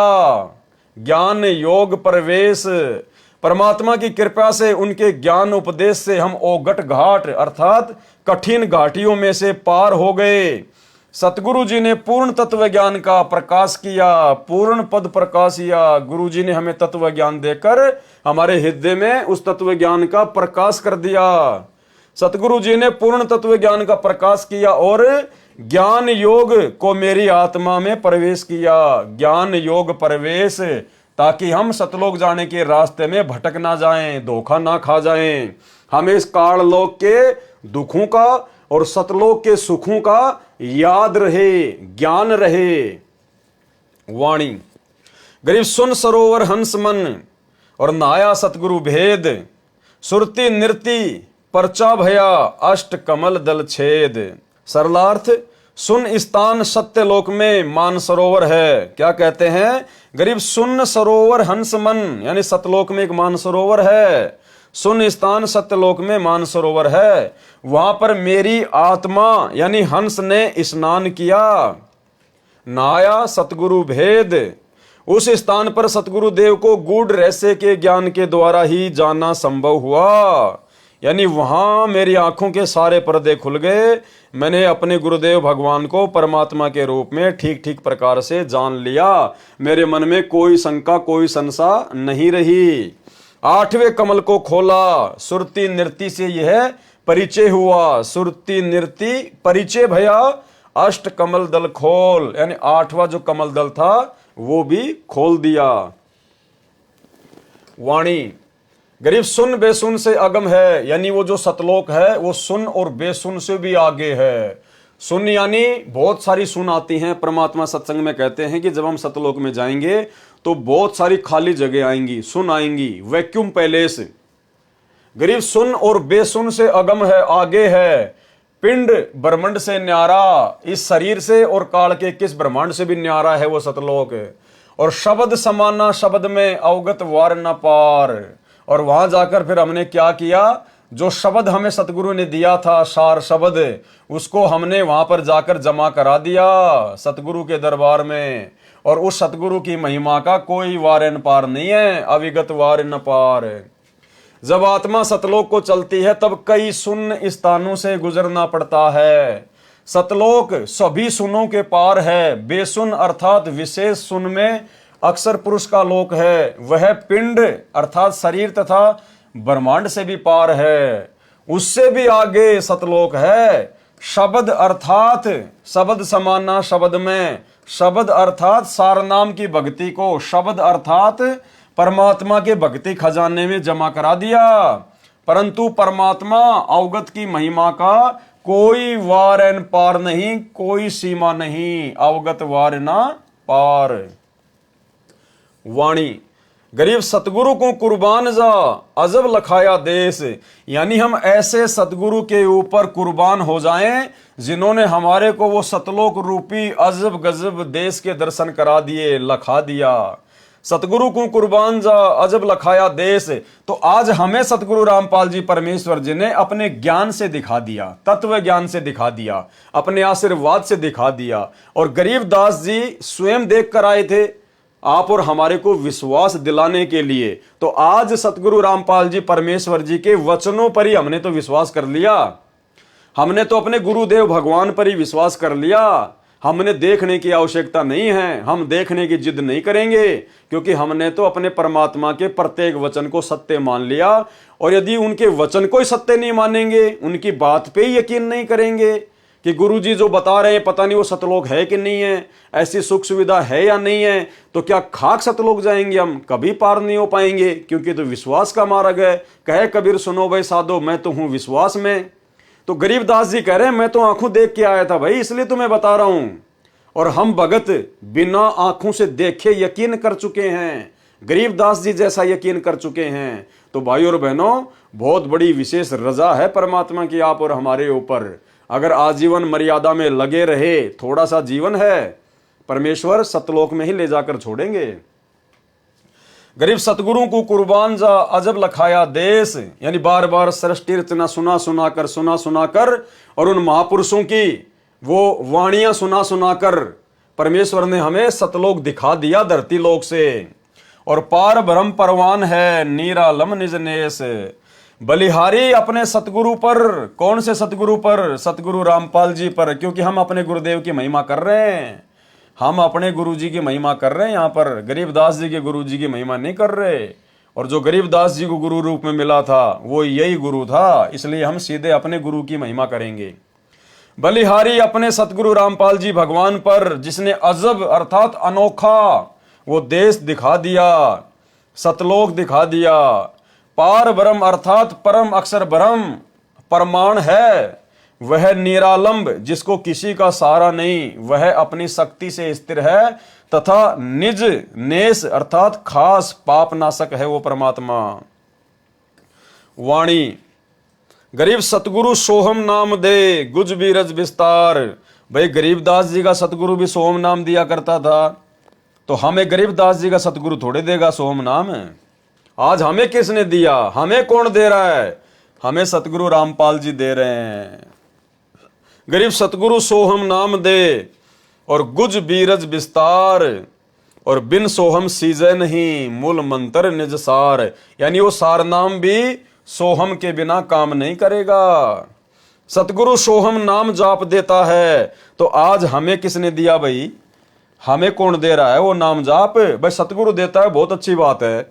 और वो सतगुरु यदि आज ना हो तो फिर क्या फायदा उसकी महिमा का? तो आज वो सतगुरु दे रहा है भाई। कौन? सतगुरु रामपाल जी। तो कौन दे सकता है वो नाम? गरीबदास जी कह रहे हैं सतगुरु दे सकता है। और सतगुरु गरीबदास जी ने किसको बताया? कबीर जी को बताया। तो आज हमें कौन दे रहा वो नाम? सतगुरु रामपाल जी। तो सतगुरु रामपाल जी कौन हुए?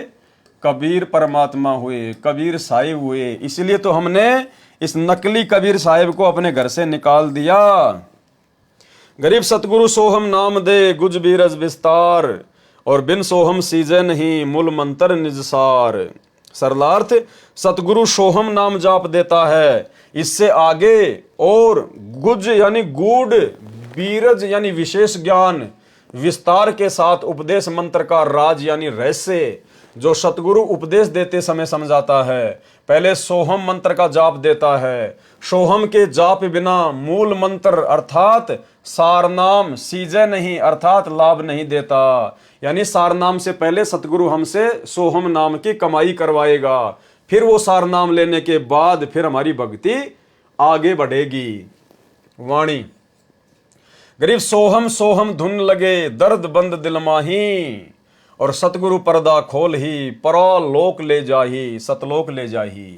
सरलार्थ काल ब्रह्म के ओम नाम की कमाई को त्रिकुटी पर जमा करने के पश्चात ओम नाम का जाप समाप्त हो जाता है। यानी जब हमें मूल कमल से लेकर और सहस्त्र कमल दल तक की कमाई यानी ओम नाम तक की कमाई जब हम धर्मराज के दरबार में जमा करवा देते हैं और जब हमारे को वहां से निकलने का रास्ता दे दिया जाता है 10वां द्वार पार करके, तो फिर ओम नाम की कमाई समाप्त हो जाती है। जो हम सतनाम में 2 मंत्र जाप करते हैं, पहला ओम, फिर वो ओम नाम का जाप नहीं करना होता। फिर जब हम ऊपर जाएंगे अक्षर पुरुष के लोक में, तो परमात्मा कहते हैं दोनों श्वासों से फिर अक्षर पुरुष का ही जाप चलेगा। सोहम सोहम सोहम सोहम, अंदर लेते समय भी और बाहर छोड़ते समय भी ऑटोमेटिक चलेगा। हमें सोचने की जरूरत नहीं है, परमेश्वर का विधान है। जैसे काल की कमाई ओम नाम की वहां छोड़ी और जैसे ही हम अक्षर पुरुष के लोक में प्रवेश करेंगे हमारा सतनाम का जाप ऑटोमेटिक चलेगा, लेकिन ओम नाम हट जाएगा और बाहर छोड़ते समय और अंदर लेते समय सोहम सोहम की धुन लग जाएगी। गरीब सोहम सोहम धुन लगे और दर्द बंद दिल माही, और मीठा मीठा दर्द एक कशक वो तड़प हमारे अंदर ऑटोमेटिक पैदा हो जाएगी फिर सतलोक जाने की। सतगुरु पर्दा खोल ही, सतगुरु ने सारे रास्ते खोल दिए और परालोक ले जाही। क्या कह रहे हैं परमात्मा? काल ब्रह्म के ओम नाम की कमाई को त्रिकुटी पर जमा करने के पश्चात ओम नाम का जाप खत्म हो जाता है, समाप्त हो जाता है। फिर सोहम सोहम ही दोनों श्वासों से प्रारंभ हो जाता है और सारनाम पहले की तरह ऊपर के श्वास से स्मरण होता है। और सारनाम की जो विधि होती है, सारनाम का जो सुमरण होता है वो वैसे ही चलता रहेगा। सुरती नृत्य से जाप चलता है। नाम के सुमरण से हृदय में मीठा मीठा दर्द महसूस होने लगेगा। दर्द बंद दिल माही, फिर सतगुरु सभी द्वारों का पर्दा यानी दरवाजा खोलकर परलोक अर्थात सत्य लोक ले जाएगा। सतगुरु पर्दा खोल ही और सत्य लोक ले जाही, परालोक ले जाही। वाणी गरीब सोहम जाप अजाप है, यानी सोहम का जो जाप है वो जीभ से नहीं करना पड़ता, वो अजाप है। सोहम जाप अजाप है, बिन रसना होए धुन, बिना जीव के उसका सुमरण होता है। और चढ़े महल सुख सेज पर, चढ़े महल यानी सतलोक की तरफ जहां पाप नहीं पुण्य। सोहम नाम का जाप अजपा जाप है क्योंकि इसमें जिव्या तथा होठ प्रयोग नहीं होते, केवल श्वास से सुमरण होता है। उसी से सोहम जाप की आवाज होती है। उस महल अर्थात सत्यलोक में चढ़ जाते हैं जहां पाप तथा पुण्य का व्यवहार नहीं है। वाणी गरीब सोहम जाप अजाप है, बिन रसना होए धुन। सतगुरु दीप समीप है, नहीं बस्ती नहीं सुन्न। सत्य लोक में जहां सब हंस आत्माएं भगत जो मुक्त होकर जाते हैं, यानी इस काल लोक से मुक्त होकर जो भगत सतलोक में जाते हैं, उनका घर परमात्मा के सिंहासन के पास में है।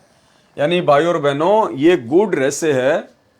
यानी हम जितनी भी आत्माएं इस काल के साथ में फंसी और इस 21 ब्रह्मांड में आई, हम सब के सब परमात्मा के विशेष सेवादार थे। वहां पर हम सब के सब परमात्मा के विशेष सेवादार थे। आप और हम आत्माओं को सतलोक में विशेष सुख प्राप्त था, विशेष सुख प्राप्त था। अब जैसे एक तो कोई प्रधानमंत्री के आसपास उसका कोई रिश्तेदार हो, उसका कोई बॉडीगार्ड हो, और एक कोई आम जनता हो, तो इस प्रकार से हम जितने भी लोग, जितने भी आत्माएं जो 21 ब्रह्मांड में फंसी पड़ी हैं, हम सब परमात्मा के सिंहासन के आसपास में रहा करते थे। हम परमेश्वर के विशेष प्यारे, विशेष सेवादार थे। वैसे तो सारे प्यारे हैं परमात्मा के, लेकिन कुछ खास भी होते हैं भाई। तो हम परमेश्वर के वो विशेष थे, क्योंकि जब जीव को ज्यादा सुख हो जाता ना, फिर वो उसकी वैल्यू नहीं समझ पाता है। तो हमने वहां पर इतने सुख थे, इतने ठाठ बाट थे, परमात्मा के सिंहासन के आसपास हम रहा करते थे। मिनट मिनट में परमात्मा के दर्शन करना, मिनट मिनट में परमात्मा से आशीर्वाद लेना।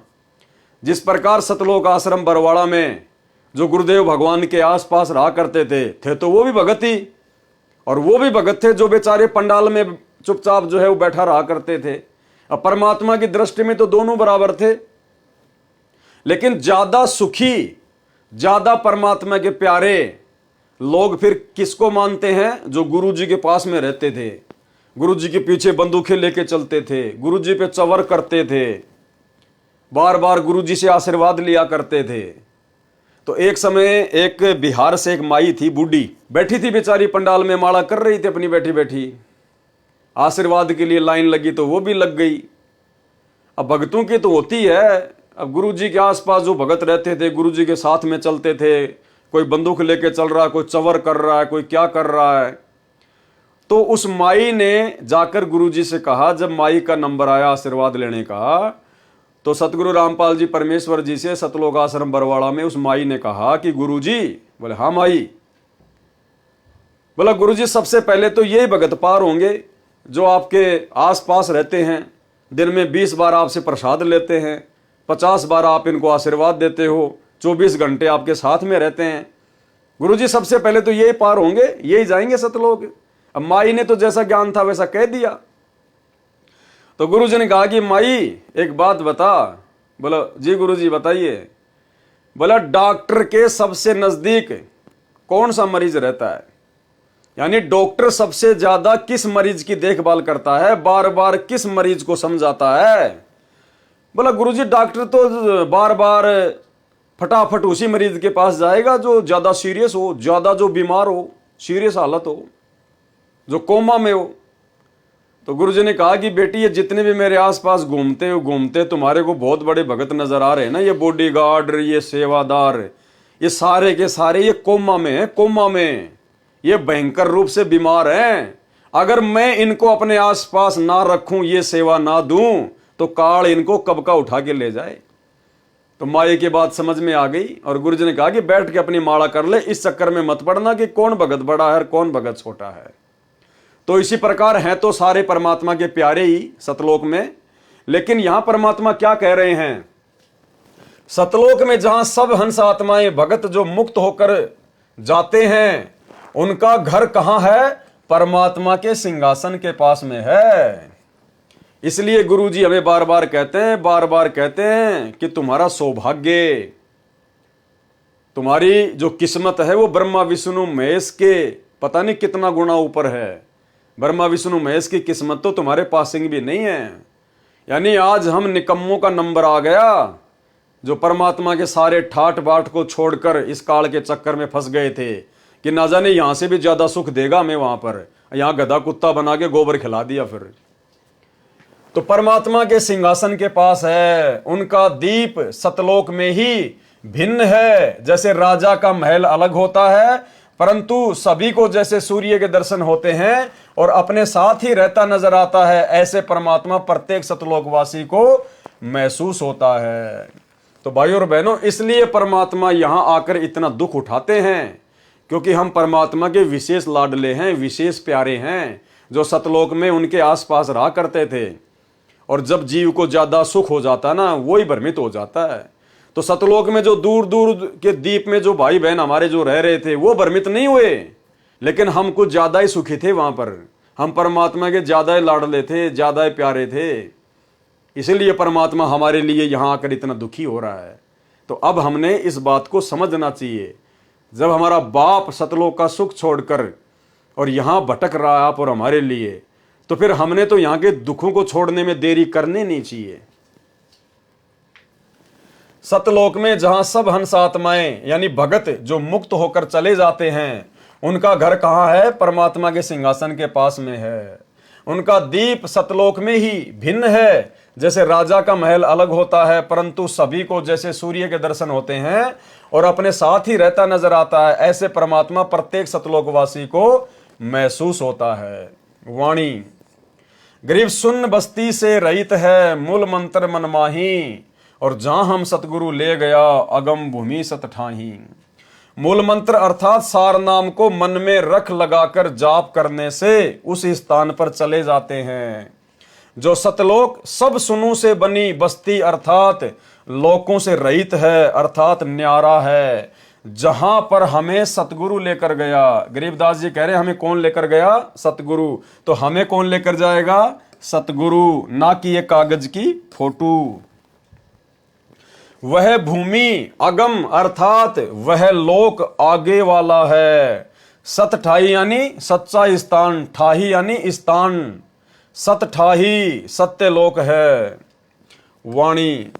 गरीब मूल मंत्र निज नाम है, सुरती सिंधु के तीर, और गैबी बाणी अरस में सुर नर धरे न धीर। मूल मंत्र जो सार नाम है उसका जाप सुरती नृत्य से किया जाता है। गरीब मूल मंत्र निज सार है यानी वो वास्तविक नाम है मूल मंत्र, और सुरती सिंधु के तीर यानी सुरती और नृत्य से उसका जाप किया जाता है, बड़े ध्यान से उसका जाप किया जाता है। और गैबी बाणी अरस में जब हम ऊपर जाएंगे तो वहां पर बहुत सारी गैबी बाणी यानी ऐसी ऐसी भयंकर गुप्त आवाजें आएंगी। और सुर नर धरे न धीर, सुर यानी देवता, नर यानी इंसान, ये वहां पर डामाडोल हो जाते हैं। जब ऊपर जाएंगे ना तो गुरुजी ने बताया काल का इतना भयंकर षड्यंत्र है, वो ऐसी ऐसी भयंकर गैबी बाणी यानी गुप्त आवाजें निकालेगा, बिजली जैसी कड़केंगी, भयंकर भयंकर आवाजें होंगी जैसे बादल गरजते हैं। तो ये छोटे मोटे संत ऋषि महात्मा जिनको सतगुरु प्राप्त नहीं होता है, जो कोई तप करके ओम नाम की कमाई करके मनमुखी रूप से जो ऊपर जाते हैं, कहते हैं वो उन आवाजों को सुन के डगमग हो जाते हैं, उनके कालजे फट जाते हैं, वो वापस भग लेते हैं वहां से। गरीब मूल मंत्र निज सार है, सुरती सिंधु के तीर, और गैबी बाणी अरस में सुर नर धरे न धीर। और उस समय में हमने क्या करना है? हमने अपने सार नाम के जाप को निरंतर चालू रखना होता है सुरती नृत्य से। सरलार्थ, मूल मंत्र जो सार नाम है उसका जाप सुरती नृत्य से किया जाता है। सुरती यानी सूक्ष्म दृष्टि, और सिंधु यानी सागर, तीर यानी किनारे। जैसे भव सागर है ऐसे ही सतलोक सागर है, उसके किनारे जाने के लिए सूक्ष्म ध्यान सुरती की आवश्यकता है। वो ऑटोमेटिक लगेगी हमारी, हमने टेंशन लेने की जरूरत नहीं है। गुरुजी जब हमें सार नाम देंगे तो हमें उसकी विधि बताएंगे, और जब हम उस लोक में जाएंगे जहां पर हम जाएंगे ऑटोमेटिक वो सुरती हमारी उस नाम पे ऑटोमेटिक लग जाएगी। हमें घबराने की जरूरत नहीं है, टेंशन लेने की जरूरत नहीं है। ये तो परमात्मा में समझ आ रहा है कि ऐसा ऐसा होता है। गरीबदास जी ने बताया कि मैं गया था भाई वहां पर तो ऐसा ऐसा है। यानी कोई ये सोचे कि हम तो बिना सतगुरु के ही सतलोक चले जाएंगे, तो गरीबदास जी कह रहे कि इस बहम में ना रहना, बहुत बड़ा बखेड़ा है काल का। लेकिन हमें टेंशन लेने की जरूरत नहीं है, चाहे कुछ भी हो, कुछ भी गरजे, कुछ भी बादल फटे, हमारे साथ परमात्मा रहेगा और उनका नाम हमारे साथ में रहेगा। अब जिस प्रकार आपको मान लीजिए, जिस प्रकार आपको दिल्ली से आपको नेपाल जाना है, किस में जाओगे? बस में बैठ के जाओगे। अगर आपको पता है कि ये बस नेपाल की है, कन्फर्म है, और नेपाल की आपने टिकट कटवा रखी है और बस में अपनी सीट पर बैठ गए, तो फिर आपको टेंशन लेने की जरूरत नहीं है। वो बस चाहे उत्तराखंड में चक्कर काट के जाए, चाहे वो राजस्थान में चक्कर काट के जाए, लेकिन आपको तो लोग पहुंचाएगी, क्योंकि आप उसी बस में बैठे हैं जो नेपाल जाने वाली है, और उस बस की टिकट भी आपके हाथ में है, कन्फर्म है। तो फिर आपको टेंशन लेने की जरूरत नहीं है, डरने की जरूरत नहीं है, बार बार खिड़की से मुंह निकाल के देखने की जरूरत नहीं है। वो आपको नेपाल ही जाके छोड़ेगी। अरस यानी आकाश में बहुत सी गैबी वाणी अर्थात रहस्यमय आवाजें होती हैं, उनसे उन भक्तों को भय उत्पन्न होता है जिनके पास सार नाम नहीं होता है, जो मनमुखी होते हैं, जिनके पास सार नाम नहीं होता है, सच्चा नाम नहीं होता है, वो डर जाएंगे। वे सुर अर्थात देवता, नर अर्थात जो पूर्व जन्म की भक्ति से बिना गुरु से ध्यान लगाकर समाधिस्थ हो जाते हैं, वे भयभीत हो जाते हैं क्योंकि उनके पास सार नाम नहीं होता। वाणी। गरीब अजब नगर में ले गया हमको सतगुरुआन, अजब नगर यानी सतलोक में लेकर गया कौन? हमको सतगुरु आन, सतगुरुदेव भगवान आकर हमें कहां ले गए? अजब नगर में सतलोक में, और झिलके बिंब अगात गति, हम सूते चादर तान। हम तो निश्चिंत होके सो गए। गरीबदास जी कह रहे हैं कि अपनी आंखों से देख के आया हूं और वहां जाके आया हूं, सारे ठाट बाट सारे सुख देख के आया हूं, घूम के आया हूं, और नीचे के ब्रह्मा विष्णु महेश और अक्षर पुरुष देवी देवता ब्रह्मा विष्णु महेश सबसे मिल के आया हूं। बिल्कुल कन्फर्म है जो गुरुजी बता रहे हैं वो। तो आप और हमें विश्वास दिलाने के लिए गरीबदास जी ने इतना ये प्रयास किया, ये वाणियां लिखवाई कि भाई आप पिछली पीढ़ी वाले भक्तों को 100% यकीन हो जाना चाहिए सतगुरुदेव भगवान के सत्संगों पर, उनके वचनों पर, कि जो सतगुरु रामपाल जी भगवान कह रहे हैं, सूरज पूर्व की बजाय पश्चिम में उदय हो सकता है, लेकिन संत रामपाल जी के मुख से निकला हुआ वचन झूठा नहीं हो सकता। इतना दृढ़ विश्वास हमें हो जाना चाहिए। गरीब अजब नगर में ले गया हमको सतगुरु आण, और झिलके बिंब अगाध गति, सूते चादर ताण। सरलार्थ, सतगुरु जो पूर्ण ब्रह्म जी हैं। कौन कह रहे हैं? गरीबदास जी। क्या कह रहे हैं? कि मुझे जो सतगुरु मिले थे वो कौन है? पूर्ण ब्रह्म जी, अर्थात पूर्ण परमात्मा। तो भाई वो गरीबदास जी के ही सतगुरु तो आज हमें मिले हैं, कबीर जी। तो कौन है ये? पूर्ण ब्रह्म जी, पूर्ण परमात्मा। सतगुरु जो पूर्ण ब्रह्म जी हैं, वे जिंदा बाबा के रूप में सत्यलोक से पृथ्वी पर आकर मुझे अजब नगर, अद्भुत नगर अर्थात सतलोक में लेकर गए। वहां पर अनोखी झिलमिल हो रही थी, झिलके बिंब अगात गति। वहां अनोखी झिलमिल हो रही थी, रोशनी हो रही थी। वहां जाकर पता चला कि यह स्थान पूर्ण सुखमय है, पूर्ण आनंदित है। यह परमात्मा अविनाशी है। इनका दिया ज्ञान तथा भक्ति की साधना सत्य शास्त्र अनुकूल है। अब मुझे विश्वास हो गया कि मेरा कल्याण निश्चित है। सूते चादर तान, इसलिए सूते चादर तान अर्थात चादर तान कर सोने का भावार्थ है जिस व्यक्ति ने उस दिन का सारा काम समाप्त कर लिया हो, तो वह चादर ओढ़कर यानी कोई भी कपड़ा ओढ़कर सो रहा हो, तो अन्य व्यक्ति आकर कहे और पूछता है कि सारा कार्य कर लिया? लगता है कोई कार्य शेष नहीं रहा, इसीलिए तो चादर तान कर सो रहा है, रजाई ओढ़ कर सो रहा है। चादर तान कर सोना मतलब निश्चिंत होकर रहना। तो हमें विश्वास दिला रहे हैं गरीबदास जी महाराज कि मैं जो तुम्हें कह रहा हूं बिल्कुल कन्फर्म है। हम देखा सो साच है और सकल परपंच, और जो देखा वही गरीबदास जी ने वाणी में लिखवाया। तो हम भक्तों को बिना सतलोक देखे, और भाई और बहनों हम जितने भी साथ संगति से भाई बहन जुड़े हुए हैं, आप और हमें अच्छे से पता है, अंदर से पता है कि हमने कभी सौपन में भी नहीं सोचा कि हमारे गुरुजी हमें सतलोक के दर्शन जो है वो करवा कर लाएं। हम भक्तों ने कभी सौपन में भी नहीं सोचा कि हमारे गुरुजी संत रामपाल जी जब हमें सतलोक के दर्शन करवा कर लाएंगे सपने में या वैसे, तब हमें विश्वास होगा कि हाँ सतलोक है।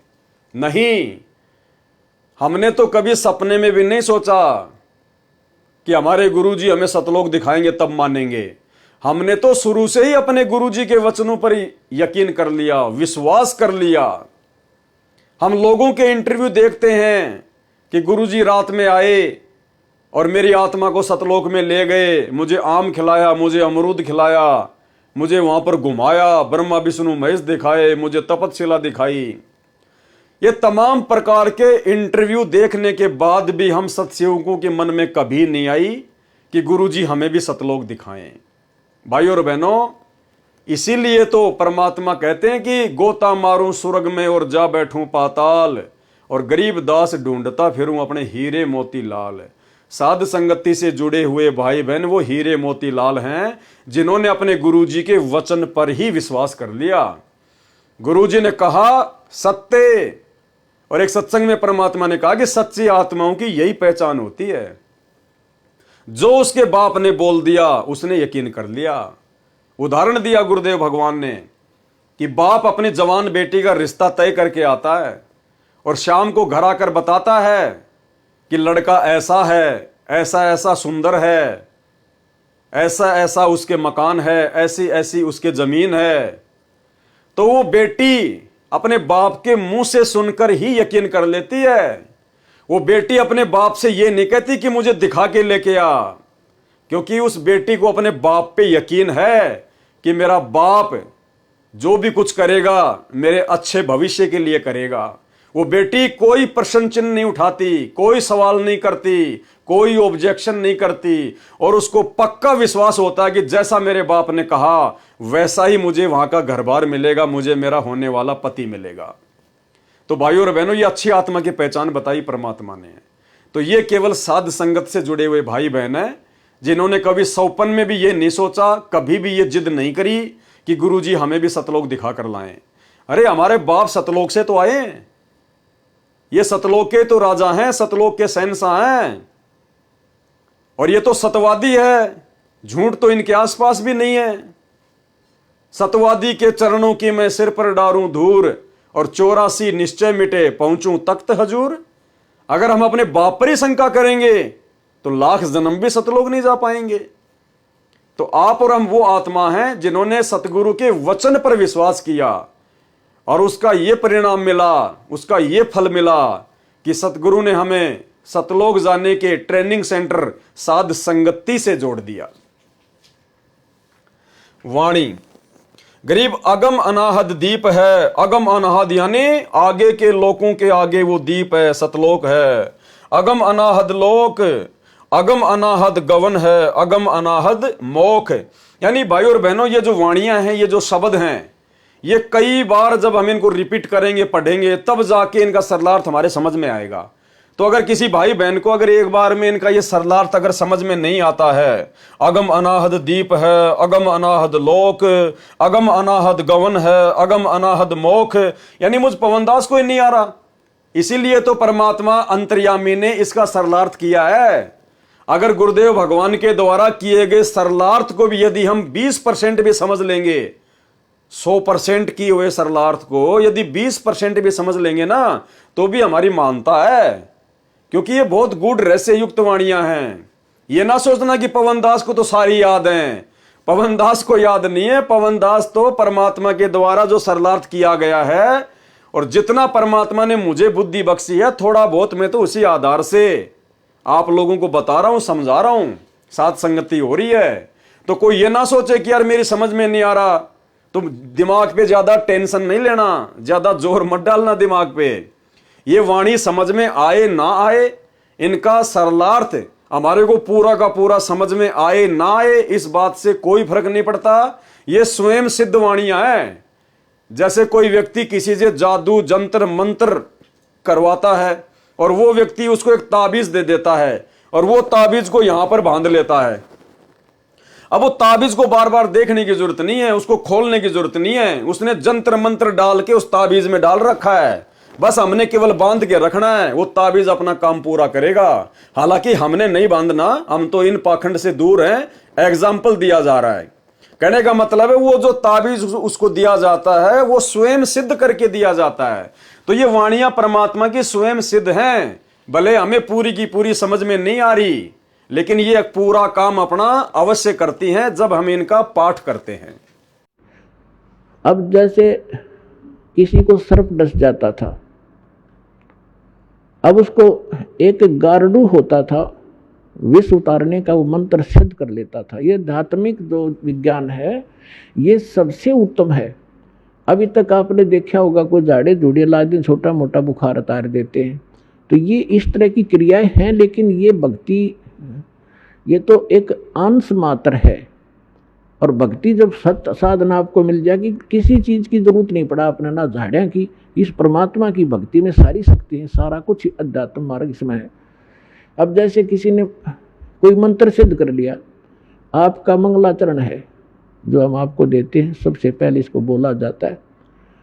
ये मंगलाचरण सब मंत्रों का मूल मंत्र है, चाहे किसी झाड़े ला लो, लेकिन आप झाड़ा मत लगाना।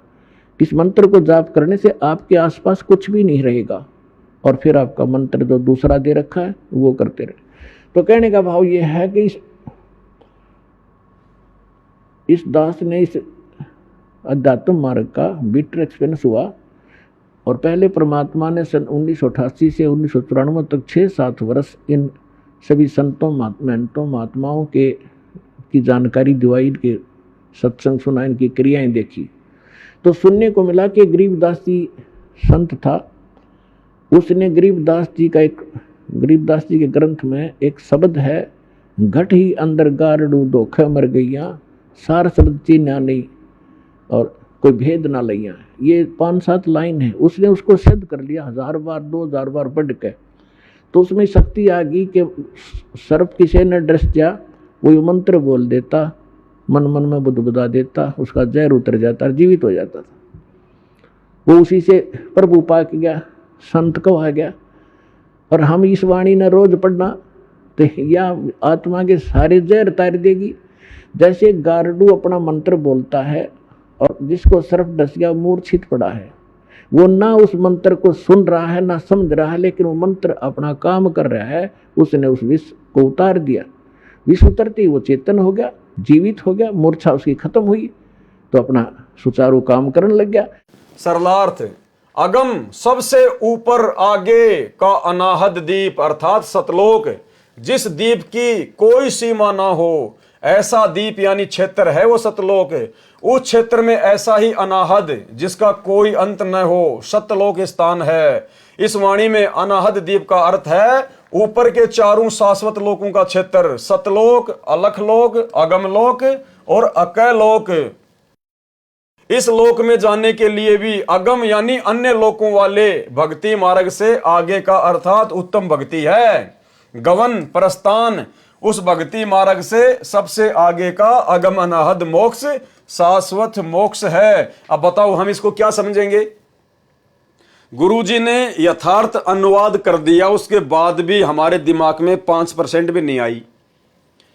तो इसका निष्कर्ष ये है, परमात्मा कह रहे हैं कि सबसे पहले तो हम यहां से जो आगे का लोक है, जो अगम लोक है, अगम दीप है, सतलोक, हम वहां जाएं।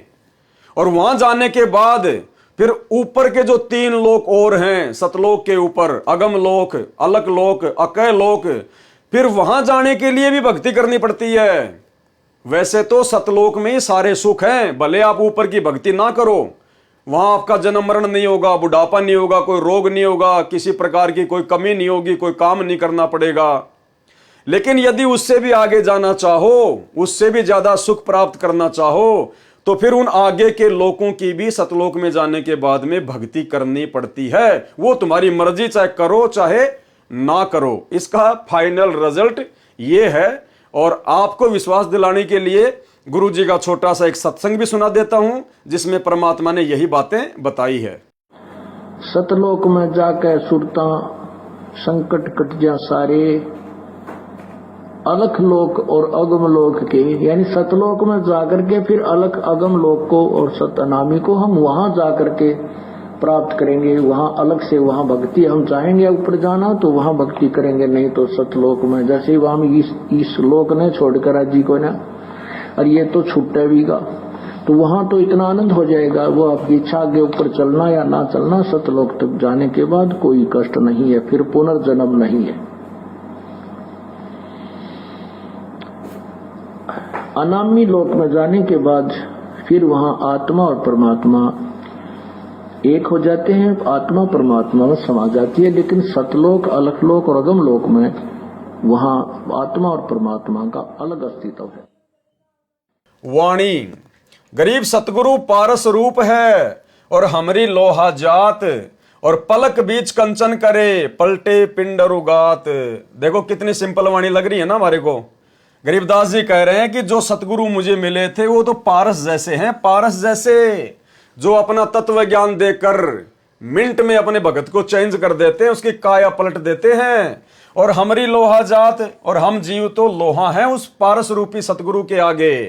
पलक बीच कंचन करें, पलक बीच यानी आंख झपकने जितनी देर में वो परमात्मा सोना बना दे हमारी काया का, यानी अपने ज्ञान से हमारे विचारों को चेंज कर दे।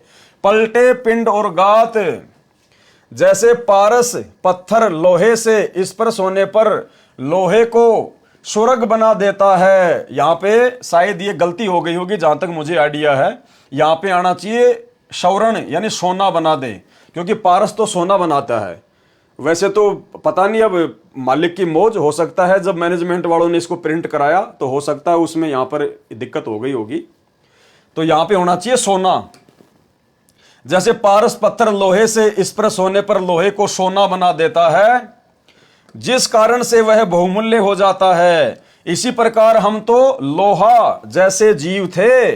यानी सतगुरु रामपाल जी परमात्मा के मिलने से पहले हम तो लोहे जैसे थे, लोहा भी जंग लगा हुआ, किसी काम का नहीं, खराब, 84 में जाने वाले थे हम तो।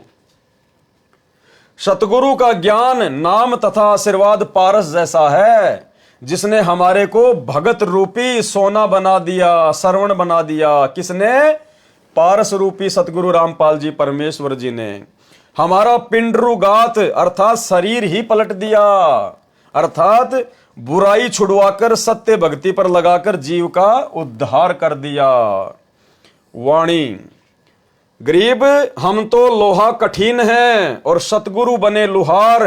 यानी हम तो बहुत ही ज्यादा जो है बिगड़े हुए जीव थे, बिल्कुल घटिया स्तर के जीव, और सतगुरु बने लुहार। सतगुरु भी एक नंबर का लुहार निकला, मार मार के थोड़े अपने तत्व ज्ञान के, मार मार के चोट, फिर गर्म किया, फिर थोड़े मारे, बार बार सृष्टि रचना सुनाई, बार बार ज्ञान सुनाया। गरीब हम तो लोहा कठिन है, सतगुरु बने लुहार, और जुगन जुगन के मोर्चे तोड़ घने घड़सार। जुगन जुगन के मोर्चे, असंख्य युगों के हमारा वो अज्ञान, वो मैल जो हमारी आत्मा पे चढ़ा हुआ था, मालिक ने मार मार के हथौड़े, वो घन मार मार के हमारे को कोमल कर दिया। गरीब हम तो लोहा कठिन है, सतगुरु बने लुहार, और जुगन जुगन के मोर्चे तोड़ घने घनसार। किसने किया? समर्थ सतगुरु रामपाल जी भगवान ने। इनके बिना कोई भी जीव की काया पलट नहीं कर सकता, अवगुणी जीव को सद्गुणों में तब्दील नहीं कर सकता। आप और हम कितने नीच थे, कितने घटिया थे, कितने बिगड़े हुए थे, कितनी गंदी सोच थी, कितनी घटिया मानसिकता थी, अपने स्वार्थ से ऊपर कुछ देखा ही नहीं करते थे। और आज देखो परमात्मा ने बिल्कुल सोना बना दिए, सोना। तो कौन कर सकता है भाई? ये केवल पारस रूपी सतगुरु कर सकता है, ये असली लोहार कर सकता है। गरीब हम तो लोहा कठिन है, सतगुरु बने लुहार, और जुगन जुगन के मोर्चे तोड़ घड़े घनसार। अन्य उदाहरण दिया है कि सतगुरु तो लोहार समान है, हम लोहा थे, यानी सतगुरु तो लोहार के समान और हम थे लोहा। लोहा भी जर युक्त, यानी बिल्कुल घटिया क्वालिटी का लोहा, जर लगा हुआ। कठिन अर्थात अहंकार से युक्त, भक्ति रहित थे। सतगुरु जी ने हमारे ऊपर सत्संग वचनों के बाण मारकर हमारा अहंकार तोड़ दिया, तथा जो युगों युगों का जन्म मरण का मोर्चा तैयार किए हुए थे वह समाप्त कर दिया, अर्थात 84 वाला सारा झंझट ही समाप्त कर दिया। वाणी, गरीब हम पशुआं जनजीव हैं, हम तो जानवर के जैसे हैं, जानवर के जैसे। और सतगुरु जात भिरंग, और सतगुरु उस कीड़े की तरह है, उस भौरे की तरह है, जो भगत को अपने संपर्क में लेकर अपने जैसा बना देता है, भिरंग भिरंग करके। और मुर्दे से जिंदा करे, पलट धरत है अंग। भक्ति का ज्ञान न होने के कारण हम तो पशु के तुल्य जीवन जी रहे थे। सतगुरु जी ने बार बार सत्संग सुनाकर अपने जैसा बना लिए। जैसे एक भृंग कीड़ा पंखों वाला अन्य बिना पंखों के कीड़े को अपनी आवाज सुना सुनाकर अपने जैसा बना लेता है। हम भक्ति मार्ग से भटके हुए थे, हम मुर्दों जैसा जीवन जी रहे थे, जीवन में कोई उत्साह नहीं था। परमात्मा ने तत्व ज्ञान सुनाकर, किसने सुनाया तत्व ज्ञान? परमात्मा ने, परमात्मा सतगुरु रामपाल जी ने। परमात्मा ने तत्व ज्ञान सुनाकर जीवन में नई चेतना भरकर जिंदा समान कर दिया, जिंदा समान। वाणी, गरीब सतगुरु शिकलीगर बने। शिकलीगर होता है जो ताले की चाबी बनाता है कुट कुट के। गरीब सतगुरु शिकलीगर बने और यो तंतेगा दे, और हमारा शरीर तो जो है वो तलवार के जैसा था। जुगन जुगन के मोर्चे और खोए ब्रह्म संदेह। शिकलीगर तालों को ताली लगाते थे, जो नई चाबी एक कील को कूट छेद कर बना देते थे। सतगुरु इसी प्रकार हम जीवों को भक्ति करने योग्य शब्द की चोट मारकर बनाते हैं। इसलिए कहा है कि सतगुरु शिकलीगर बने, और ये शरीर तेगा यानी तलवार तुल्य है। इस शरीर से भक्ति करके जन्म मरण से छुटकारा पाने का युद्ध जीतना है। सतगुरु युगों युगों का भ्रम निवारण करके सर्व शंकाओं का नाश कर देते हैं। वाणी संख्या 97। गरीब सतगुरु कंद कपूर है। कंद यानी फल और कपूर यानी अमृत जैसा। सतगुरु कंद कपूर है और हमरी तुनका दे, और हम क्या हैं? तुनके जैसे। तुनका क्या होता है? जैसे कोई लकड़ी का कोई होता है ना, वो तिनका, सूखा जो तिनका जो घास का होता है। कहते हैं हमारे सतगुरुदेव भगवान तो अमृत जैसे फल हैं, और हम जीव क्या हैं? तिनके जैसे, वो भी सूखा तिनका। स्वाति सीप का मेल है चंद चकोरा ने। सतगुरु जी तो अमृत फल तुल्य है, हमारा शरीर तो तिनके तुल्य है। जैसे स्वाति नक्षत्र की वर्षा की बूंद सीप के मुंह में गिरने से मोती बन जाता है, ऐसे सतगुरु जी ने हमारे अंतःकरण रूपी सीप में यानी हमारे हृदय में सत्य साधना रूपी स्वाति की बूंद डाली, यानी अपना तत्व ज्ञान डाला, अपना उपदेश डाला, वो मंत्र डाले। हमने परमात्मा रूपी सतगुरु में इतनी लगन लगाई। किस में लगाई? परमात्मा रूपी सतगुरु में। यानी ये स्वयं ही परमात्मा हैं जो सतगुरु का रोल कर रहे हैं। इसीलिए तो हमने इस फोटो को रिजेक्ट कर दिया, क्योंकि हमें परमात्मा रूपी सतगुरु की पहचान हो गई। हमने परमात्मा रूपी सतगुरु में इतनी लगन लगाई जैसे चकोर पक्षी चांद को देखने में लगाता है। गुरुदेव भगवान ने बताया कि एक चकोर नाम का पक्षी होता है जिसको चांद से बेहद लगाव होता है, बेहद प्रेम होता है। और वो चकोर नाम का पक्षी शाम के समय क्या करेगा? किसी ऐसे पेड़ पर बैठेगा जिसके ज्यादा टहनियां नहीं होती है, जिसके ज्यादा पत्ते नहीं होते हैं, सूखा पेड़ देखता है, ताकि मेरे और चांद के बीच में कोई डिस्टरबेंस ना हो। और जैसे चांद उगेगा एक टक उस पे नजर लगा लेगा, हटाएगा नहीं। और जैसे जैसे चांद ऊपर को आएगा वो बैठा बैठा उस पे नजर रखेगा, यूं यूं नजर रखेगा। चांद सीधा आएगा, वो चकोर पक्षी अपनी गर्दन यूं कर लेगा। चांद फिर यूं आएगा, वो पक्षी भी यूं देखेगा, यूं देखेगा। और अंत में वो पक्षी नीचे गिर जाता है चांद को देखते देखते, और वो गर्दन के बल गिरता है, उसकी गर्दन टूट जाती है। टूटी गर्दन से भी वो चांद को ही देखता रहता है। तो गरीबदास जी हमें यह समझाना चाहते हैं कि उस चकोर पक्षी के जैसे हमें भगत बनना पड़ेगा।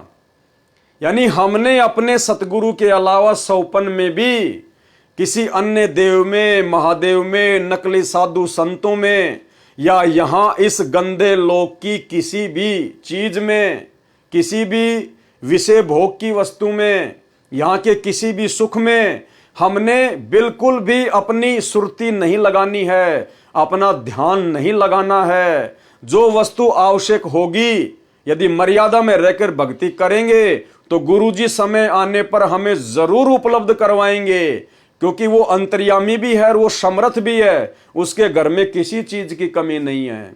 तो हमने हर प्रकार से इस 21 ब्रह्मांड की हर वस्तु से ध्यान हटाकर और केवल अपनी भक्ति पर लगाना है, अपने सतगुरु पर लगाना है। कोई चीज उनके और हमारे बीच में बाधा नहीं बननी चाहिए, हमारे मन में कोई विकार नहीं आना चाहिए। तो कहते तब जाकर वो भगत सतलोक का दरवाजा देख पाएगा, जिसमें चकोर पक्षी जैसा प्रेम अपने सतगुरुदेव भगवान में बन जाएगा। कहने का मतलब है भाई जब तक जिएंगे तब तक काल के लोक में रहेंगे, और जो यहाँ की वस्तुएं आवश्यक होगी जीने के लिए वो तो जरूरी हैं ही हैं, तो वो परमात्मा जरूर उपलब्ध करवाएगा। इसके अलावा फालतू की डिमांड, फालतू की इच्छा, सांग सिनेमा, बड़े बड़े मकान, बड़ी बड़ी गाड़ियां, बड़ी बड़ी सभाओं में जाना, लोगों से तालियां बजवाना, अहंकार में फूल जाना, लोगों से सम्मान और इज्जत की उम्मीद रखना। कहने का मतलब हमने अभी आडंबर, ये पाखंड, ये लोक दिखावे सब त्यागने पड़ेंगे। अपने आप को मिट्टी समझकर, दो कोडी का जीव समझकर, जर लगा हुआ लोहा समझकर और अपने गुरुजी की भक्ति करके यहां से निकलने का प्रयास करना है। जो गुरुजी ने दीक्षा दे दी उन मंत्रों पर अपना ध्यान लगाना है। जो गुरुजी ने नियम बता दिए आजीवन उनको संघर्ष करते हुए निभाना है। ना किसी लोकलाज में फंसना, ना किसी के भय से डरना है, ना किसी को जबरदस्ती हमने दुखी करना। कोई दूसरा दुखी करे तो वो करता रहेगा, हमारा कुछ बिगाड़ नहीं पाएगा, क्योंकि हमारे सिर पर हमारे सतगुरुदेव भगवान बैठे हैं। और परमात्मा कहते हैं सिर पर साईं सत्य है, फिर तो को क्या भय रे। और परमात्मा कहते हैं उस भगत का कोई बाल बाका नहीं कर सकता, जिस साधु का बाल न बाका, जिस पे सतगुरु मेहरबान होते हैं। तो भाई और बहनों, साध संगति से जुड़े हुए हम सत्सेवक भाई बहन इस प्रोसीजर के बेहद निकट हैं, बेहद निकट। और हमने और इसमें आगे बढ़ना है, पूरे 100 नंबर पे पहुंचना है। तो ये कहना चाहते हैं गरीबदास जी महाराज जी कि आपने भी उस चकोर पक्षी की तरह अपने गुरुदेव सतगुरु रामपाल जी परमेश्वर जी में, जो कि स्वयं ही परमात्मा हैं, हमने परमात्मा रूपी सतगुरु में इतनी लगन लगाई, तो हमने भी अपने परमात्मा रूपी सतगुरु रामपाल जी परमेश्वर जी में, उनकी भक्ति में उतनी ही लगन लगानी है। हमने परमात्मा रूपी सतगुरु में इतनी लगन लगाई जैसे चकोर पक्षी चांद को देखने में लगाता है। एक टक रात्रि में उगते चांद को अस्त तक देखता रहता है, देखते देखते पेड़ से गिरकर गर्दन भी तुड़वा लेता है, परंतु नजर फिर भी चांद को देख रही होती है। ऐसी लगन परमात्मा में लगाकर मोक्ष प्राप्त किया। वाणी गरीब ऐसा सतगुरु सेइये, यानी ऐसे सतगुरु की पूजा कीजिए। बेग उधारे हंस, जो हंस को यानी भगत को बहुत जल्दी सतलोक पहुंचा दे, उसका उद्धार कर दे। और भव सागर आवे नहीं, फिर वापस इस भव सागर में 21 ब्रह्मांड में नहीं आना। और जोरा काल विध्वंस, और ना ही फिर हमारे ऊपर इस जोरा यानी इस मौत का और काल का किसी प्रकार का कोई भी जोर नहीं चलेगा। हम फिर बार बार जन्म और मरण में नहीं आएंगे। गरीब ऐसा सतगुरु से ये बेग उदारे हंस, भव सागर आवे नहीं, जोरा काल विध्वंस, यानी इस काल और इस मृत्यु के विध्वंस में फिर हम वापस नहीं फंसेंगे। भव सागर आवे नहीं। सरलार्थ ऐसा सतगुरु कीजिए जो शीघ्र कल्याण करे। हंस रूपी भगत को संदेश दिया है, आगे कहा है कि फिर संसार सागर में पुनः जन्म नहीं लेता। सतगुरु जोरा अर्थात मौत और काल को समाप्त कर देता है, पूर्ण मोक्ष प्राप्त करवाता है। वाणी गरीब पट्टन नगरी घर करे, पट्टन नगरी यानी सतलोक, कि अब भगत ने सतलोक में अपना निवास स्थान बना लेना चाहिए, अपना घर कर लेना चाहिए सतलोक में। गरीब पट्टन नगरी घर करे, गगन मंडल गैनार, अलल पंख ज्यों संचरे, सतगुरु अधम उधार। सरलार्थ सत्य साधना से उस पट्टन नगरी सतलोक में घर करें, निवास स्थान प्राप्त करता है, जो गगन मंडल में अर्थात पर्वत जैसा ऊंचा महल है। उद्धार करने के लिए सतगुरु अलल पक्षी की तरह सत्यलोक से चलकर आता है। यानी सतगुरु कैसे आता है? अलल पक्षी की तरह सतगुरु अपने भक्तों को लेने के लिए यहां आता है। वाणी गरीब अलल पंख अनुराग है और सुन मंडल रहे थीर, दास गरीब उधारिया सतगुरु मिले कबीर। सरलार्थ जिस प्रकार अलल पक्षी का बच्चा पृथ्वी पर होता है, वह अपने परिवार तथा घर को नहीं भूलता जो ऊपर वायु में आकाश में होता है। दूसरी ओर उस बच्चे के माता पिता अलल पक्षी अपने बच्चे के लौटने की राह देखते रहते हैं और दिल में मिलने की मीठी मीठी हिलोद सी उठती रहती है, और अंत में वह बच्चा अपने परिवार में ऊपर चला जाता है। इसी प्रकार परमात्मा आपको सदा चाहता है कि मेरे बच्चे मेरे पास सतलोक में आ जाएं, सदा सुखी हो जाएं। हम सतगुरु के भगत अलल पंख के बच्चे की तरह परमात्मा को तथा अपने घर सत्यलोक को नहीं भूलेंगे तो एक दिन हम सतलोक चले जाएंगे। संत गरीबदास जी ने कहा है कि मेरा उद्धार भी इसी विधि से हुआ है। मुझे सतगुरु कबीर जी ही मिले। कौन मिले? सतगुरु कबीर जी मिले। तो भाई हमें कौन मिला फिर आज? वही सतगुरु कबीर जी मिला है। इसलिए हमने इस कागज की फोटो को सतगुरु मानना छोड़ दिया है। तो भाई और बहनों, आज के वीडियो में केवल इतना ही। कल रात्रि 9 बजे जो वीडियो लाइव चलेगा उसमें फिर हम आगे से शुरू करेंगे, जो कि साहिब कबीर जी की वाणी गुरुदेव के अंग से शुरू होगा। तो भाई और बहनों, बहुत बड़ी दया है, बहुत बड़ी मेहर है परमात्मा की। और जब तक हमारे गुरुदेव भगवान हिसार जेल से नहीं आ जाते हैं तब तक वे यही चाहते हैं कि मेरे बच्चे इसी प्रकार से अपने विश्वास को दृढ़ करके भक्ति मार्ग पर लगे रहे। उसके लिए परमात्मा ही सारी योजना तय करता है। ये परमात्मा की योजना के तहत ही ये भक्ति बोध पुस्तक का सरलार्थ किया जा रहा है। सरलार्थ के ऊपर वीडियो बनाए जा रहे हैं ताकि हम भक्तों का जी लगा रहे, हमारा मन परमात्मा के चरणों में लगा रहे। गुरुदेव भगवान चाहते हैं जब तक मैं हिसार जेल से अपना मिशन पूरा करके, अपनी लीला पूरी करके वापस नहीं आ जाता हूं, तब तक आप मेरे हीरे मोती लाल, मेरे बच्चे इसी प्रकार से मेरे सत्संगों के ऊपर, मेरी पुस्तकों के ऊपर ज्ञान चर्चा करके, साध संगति के माध्यम से अपने विश्वास को दृढ़ बनाकर भक्ति मार्ग पर लगे रहना। काल तुम्हें डगमग करने का प्रयास करेगा, क्योंकि आने वाले समय में भाई और बहनों परिस्थितियां बिगड़ेंगी और वो समय अब बहुत बेहद दिन ब दिन नजदीक आता जा रहा है। क्योंकि 2028 का समय आप सबको पता है।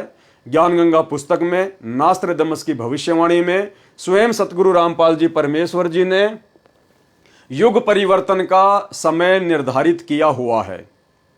और उस युग परिवर्तन से पहले भाई और बहनों परमात्मा का आना भी मुश्किल है, क्योंकि उस समय से पहले दुनिया को परमात्मा की आवश्यकता ही नहीं पड़ेगी। जब परिस्थितियां बिगड़ेंगी, ये काल और दुर्गा चारों तरफ से दुनिया को घेर लेगी। क्योंकि आभास तो उनको भी हो गया कि भाई वो परमात्मा धरती पर आया हुआ है। अब वो पहचान नहीं पा रहे, ये बात अलग है, क्योंकि सतगुरु तो समर्थ है। वो तो जिसको चाहेगा उसको अपना हाथ पकड़वाएगा, अपनी पहचान करवाएगा। अब जैसे सतगुरु की शरण में आने के बाद ही वो लाखों की संगत जो सतलोक आश्रम मैनेजमेंट हरियाणा से जुड़ी हुई है, वो ही अपने भगवान को नहीं पहचान पा रही। सतगुरु को तो अपना गुरु मान रही है और कागज की फोटो को भगवान मान रही है। उन आश्रमों में इस कागज की फोटो का प्रकट दिवस मनाया जाता है। तो सतगुरु ने जिसको शरण में ले लिया, अपना भेद बता दिया। जब वो लाखों भगत ही सतगुरु को नहीं पहचान पा रहे तो काल बेचारा कहां से पहचानेगा। और परमात्मा ने जिन अपने बच्चों से अपनी पहचान करवानी थी उनको सत्संगति से जोड़ दिया। तो भाई और बहनों, समय विनाशक है, समय खतरनाक है। ये दुनिया तो देखो अपनी टांग तुड़वा कर मानेगी, और दुनिया की हम कोई गलती भी नहीं कह सकते, क्योंकि दुनिया को वो ज्ञान नहीं है जो ज्ञान गुरुजी ने आप और हमें दे दिया।